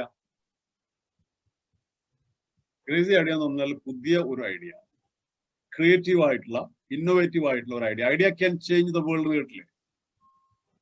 ഒരു ഐഡിയക്ക്, ഒരു പുതിയ ആശയത്തിന് ലോകത്തെ തന്നെ മാറ്റിമറിക്കാനാവും. ഉദാഹരണത്തിന് ഇന്റർനെറ്റ്. ലോകത്തെ മാറ്റിമറിച്ച ഒരു ഇന്നോവേഷൻ ആണ് ഇന്റർനെറ്റ്. മൊബൈൽ ഫോൺ ഇല്ലാത്ത എന്താണ്? എവറിത്തിങ് ഇൻ വൺ ഡിവൈസ്, അതാണ് മൊബൈൽ. അതൊക്കെ സോഷ്യൽ ഇന്നോവേഷൻ ആണ്. വളരെ വളരെ അഭൂതപൂർവമായിട്ടുള്ള കോൺട്രിബ്യൂഷൻസ് ആണ് അതൊക്കെ. ജീവിതം മാറ്റിമറിക്കുന്നത് എങ്ങനെ? അല്ലെങ്കിൽ ഈ പാൻഡമിക് കാലത്ത് എന്തായിരിക്കും നമ്മുടെ ലൈഫ്? ഈ മീഡിയകൾ ഇല്ലായിരുന്നെങ്കിൽ, ഈ ഇന്റർനെറ്റും ഈ മൊബൈൽ ഫോണും ഇല്ലാതിരുന്നെങ്കിൽ എന്തായിരിക്കും നമ്മുടെ ലൈഫ്? വിദ്യാഭ്യാസം എന്തായിരിക്കും? ഇപ്പൊ വിദ്യാഭ്യാസം മുഴുവൻ ഒറ്റ രാത്രി കൊണ്ട് ഷിഫ്റ്റ് ചെയ്തില്ലേ ഓൺലൈൻ പ്ലാറ്റ്ഫോമിലേക്ക്. അപ്പൊ ഇന്ന് ഏറ്റവും കൂടുതൽ വിലപിടിപ്പുള്ള എന്താന്ന് ചോദിച്ചാൽ, നല്ല ക്യാഷ് കിട്ടുന്ന കാര്യത്തെ കുറിച്ചാണ് പറയുന്നത്, അല്ലാതെ ഒരു മൂല്യമല്ല. അതിന് നല്ല മൂല്യം കൽപ്പിക്കുന്നതല്ല, നല്ല പൈസ കിട്ടും. അതാണ് ഈ ക്രേസി ഐഡിയയുടെ പ്രത്യേകത.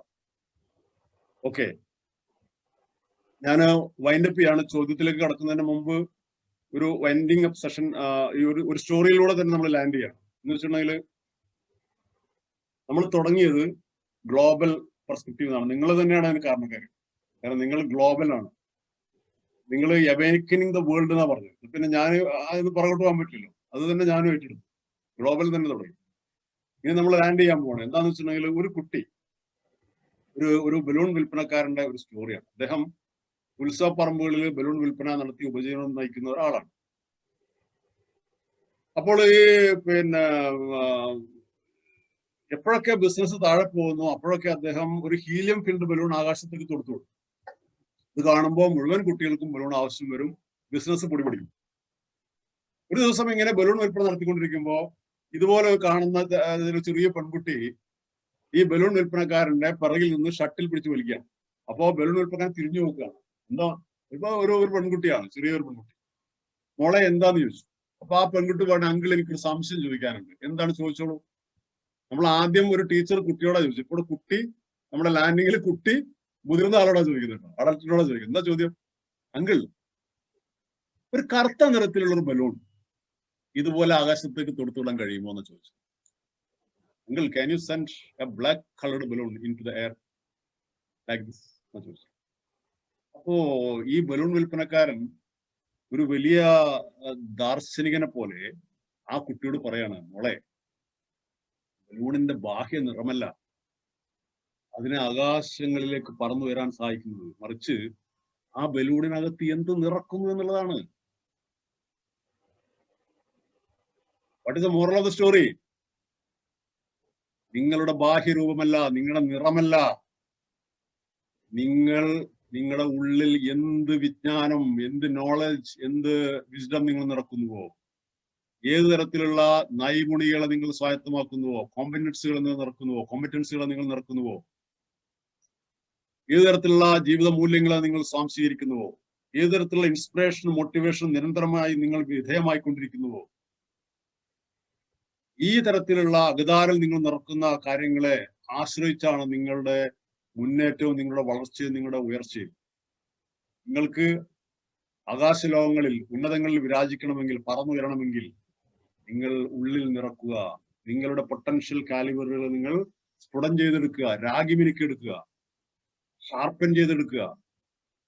കൂടുതൽ നിങ്ങൾക്ക് മുന്നോട്ട് പോകാൻ കഴിയുമാറാവട്ടെ എന്ന് ആശംസിച്ചുകൊണ്ട് നിങ്ങൾക്ക് നിങ്ങളെ കണ്ടെത്താൻ ഈ സെഷൻ സഹായകമായിരിക്കുമെന്ന് ഞാൻ പ്രതീക്ഷിക്കുകയാണ്. ഇനി നിങ്ങൾക്ക് ചോദ്യങ്ങളിലേക്ക് വരാം. അതുപോലെ തന്നെ ഈ സെഷനെ കുറിച്ചുള്ള ഒരു ഫീഡ്ബാക്കും നിങ്ങൾ നടത്തേണ്ടത്, അത് നിങ്ങൾക്ക് സ്പീച്ചായിട്ട് തന്നെ ചെയ്യാവുന്നതാണ്. Okay, thank you very much. ഇതാണ് നമ്മുടെ ചാനലിന്റെ ലോഗോട്ടാ, ഇൻസ്പയർ ക്രേസ്. ഇത് നിങ്ങൾ അടിച്ചു നോക്കണം. Okay, thank you sir, thank you. നല്ലൊരു സെഷൻ ആയിരുന്നു. കാരണം ഇതിപ്പോ എന്താ പറയുക, ഇതിനെ കുറിച്ചിട്ടൊക്കെ പറയുമ്പോ നമുക്കിപ്പോ ഞാനിപ്പോ ഇപ്പോഴാണ് അറിയുന്നത്, ശരിക്കും പറഞ്ഞ ഒരു 12 യൂണിവേഴ്സിറ്റിയുടെ ഡിഗ്രിയൊക്കെ ഒരു മനുഷ്യനെ സാഹിത്യമാക്കാൻ പറ്റും. പിന്നെ അതുപോലെ 40 ലാംഗ്വേജ് ഈസി ആയിട്ട് അഡോപ്റ്റ് ചെയ്യാൻ പറ്റും, അല്ലെങ്കിൽ നമുക്ക് പഠിക്കാൻ പറ്റും എന്നൊക്കെ സത്യം പറഞ്ഞാൽ ഞാനിപ്പോഴാണ് അറിയുന്നത് കേട്ടോ. കാരണം ഇത്രയും ഒരു പവർ ഉണ്ടെന്നൊക്കെ ഞാൻ കേട്ടിട്ടുണ്ട്. കാരണം ഈ സാർ പറഞ്ഞ പോലെ തന്നെ ഒരുപാട് കാര്യങ്ങൾ നമുക്ക് എത്ര പറയാ, നമ്മൾ കമ്പ്യൂട്ടറിന്റെ ഇപ്പൊ കണ്ടുപിടിച്ചതോ അല്ലെങ്കിൽ കണ്ടുപിടിക്കാൻ പോകുന്ന കമ്പ്യൂട്ടറിനൊക്കെ വളരെ അകമാണ് നമ്മളുടെ മനസ്സിന്റെ അല്ലെങ്കിൽ നമ്മളുടെ കഴിവുകൾ എന്നൊക്കെ കേട്ടിട്ടുണ്ട്. പക്ഷെ എന്നാലും ഇത്ര റിയാലിറ്റി ആയിട്ട് ഈ പറയുന്ന പോയിന്റ്സ് ടച്ച് ചെയ്തിട്ട് പറയുന്നത് ഞാൻ ആദ്യമായിട്ട് കേൾക്കുന്നത്. പിന്നെ അതോടൊപ്പം തന്നെ ആ ലാൻഡിങ്ങില് ആ കുട്ടിയുടെ ഒരു ചോദ്യത്തിന് ബലൂൺകാരൻ പറഞ്ഞ ഉത്തരം വളരെ വളരെ അന്വർത്ഥമായിട്ടുള്ള നല്ലൊരു ഉത്തരമായിട്ട് തന്നെ തോന്നി. കാരണം വെച്ചാൽ നമ്മളുടെ ബാഹ്യരൂപം അല്ലെങ്കിൽ രൂപമല്ല നമ്മൾ ഉയർന്നു പോകുന്നതിന് അല്ലെങ്കിൽ ഇതിനുള്ള ഒരു കാര്യം എന്നൊക്കെ പറയുന്നത്, അതൊക്കെ വളരെ വളരെ നല്ലൊരു കാര്യം. പിന്നെ അതുപോലെ തന്നെ എനിക്കൊരു ചോദ്യം ഉണ്ടായിരുന്നു. ഞാനിപ്പോ ഏതായാലും മറ്റുള്ളവരുടെ ചോദ്യങ്ങളൊക്കെ കഴിഞ്ഞതിന് ശേഷം അതിന് ചോദിക്കാം. ഏതായാലും എനിക്ക് മറ്റുള്ളവരുടെ ഇതിലേക്കും കടക്കാം. Anyway thanks lot. Eldhose bhai. Okay, അപ്പൊ പ്രശാന്ത്, നമ്മളെ ഈ സെഷൻ തുടങ്ങിയപ്പോ സാറിനിൽ നിന്ന് നമുക്ക് എന്തെങ്കിലും കിട്ടുമെന്ന് നമ്മൾ പ്രതീക്ഷിച്ചു. നമ്മൾ പ്രതീക്ഷിച്ചതിനേക്കാൾ ഉപരി, കാരണം നമ്മളെ തിരിച്ചറിയൂ എന്ന് പറഞ്ഞ് നമുക്ക് തരുന്ന ആ ഒരു മെസ്സേജ്, ഇപ്പൊ നമ്മൾ പല സ്പീക്കേഴ്സും നമ്മുടെ അടുത്ത് വന്ന് പറഞ്ഞു. ഇപ്പൊ സാറിന്റെ വളരെ ലളിതമായ രീതിയിലുള്ള കൃത്യമായ, അതായത് എല്ലാവർക്കും മനസ്സിലാവുന്ന ചെറിയ ഉപമകളും ഒക്കെ കൂട്ടി യോജിപ്പിച്ച് ഒരു പ്രത്യേക ശൈലിയിൽ നമ്മളിലേക്ക് ഒരു വിത്ത് നമുക്ക് തന്നു. ആ വിത്തിനെ നമ്മൾ ഇനി പരിപാലിക്കണം. അതായത് സാറിന്റെ ഈ ഒരു സെഷൻ കൊണ്ട് തീരില്ല. ഇനി സാറിനെ നമുക്ക് വീണ്ടും നമ്മളുടെ ഇതിൽ കൊണ്ടുവരാൻ നമ്മൾ ശ്രമിക്കുന്നതാണ്. സാറ് വരുമെന്ന് നമ്മൾ പ്രതീക്ഷിക്കുന്നു. കൂടുതൽ ആളുകളിലേക്ക് ഇത് പോലുള്ള അറിവുകൾ സാറിന് എത്തിക്കുവാൻ കഴിയട്ടെ. സാർ പറഞ്ഞ ഒരു കാര്യം, നമ്മളുടെ സ്കൂളിലെ സിലബസുകളും മറ്റു കാര്യങ്ങളൊക്കെ റെവല്യൂഷൻ വേണമെന്ന് പറഞ്ഞല്ലോ, അത് തീർച്ചയായിട്ടും വേണം. നമുക്ക് അങ്ങനെയുള്ള കാര്യങ്ങളിലേക്ക് മുൻപോട്ട് പോകാം, നമുക്ക് ഒന്ന് യോജിച്ച് പ്രവർത്തിക്കാം. അപ്പൊ ഇത് എല്ലാവരും ഇപ്പൊ സാറെന്ന് പറഞ്ഞ ആ ഒരു വിത്ത്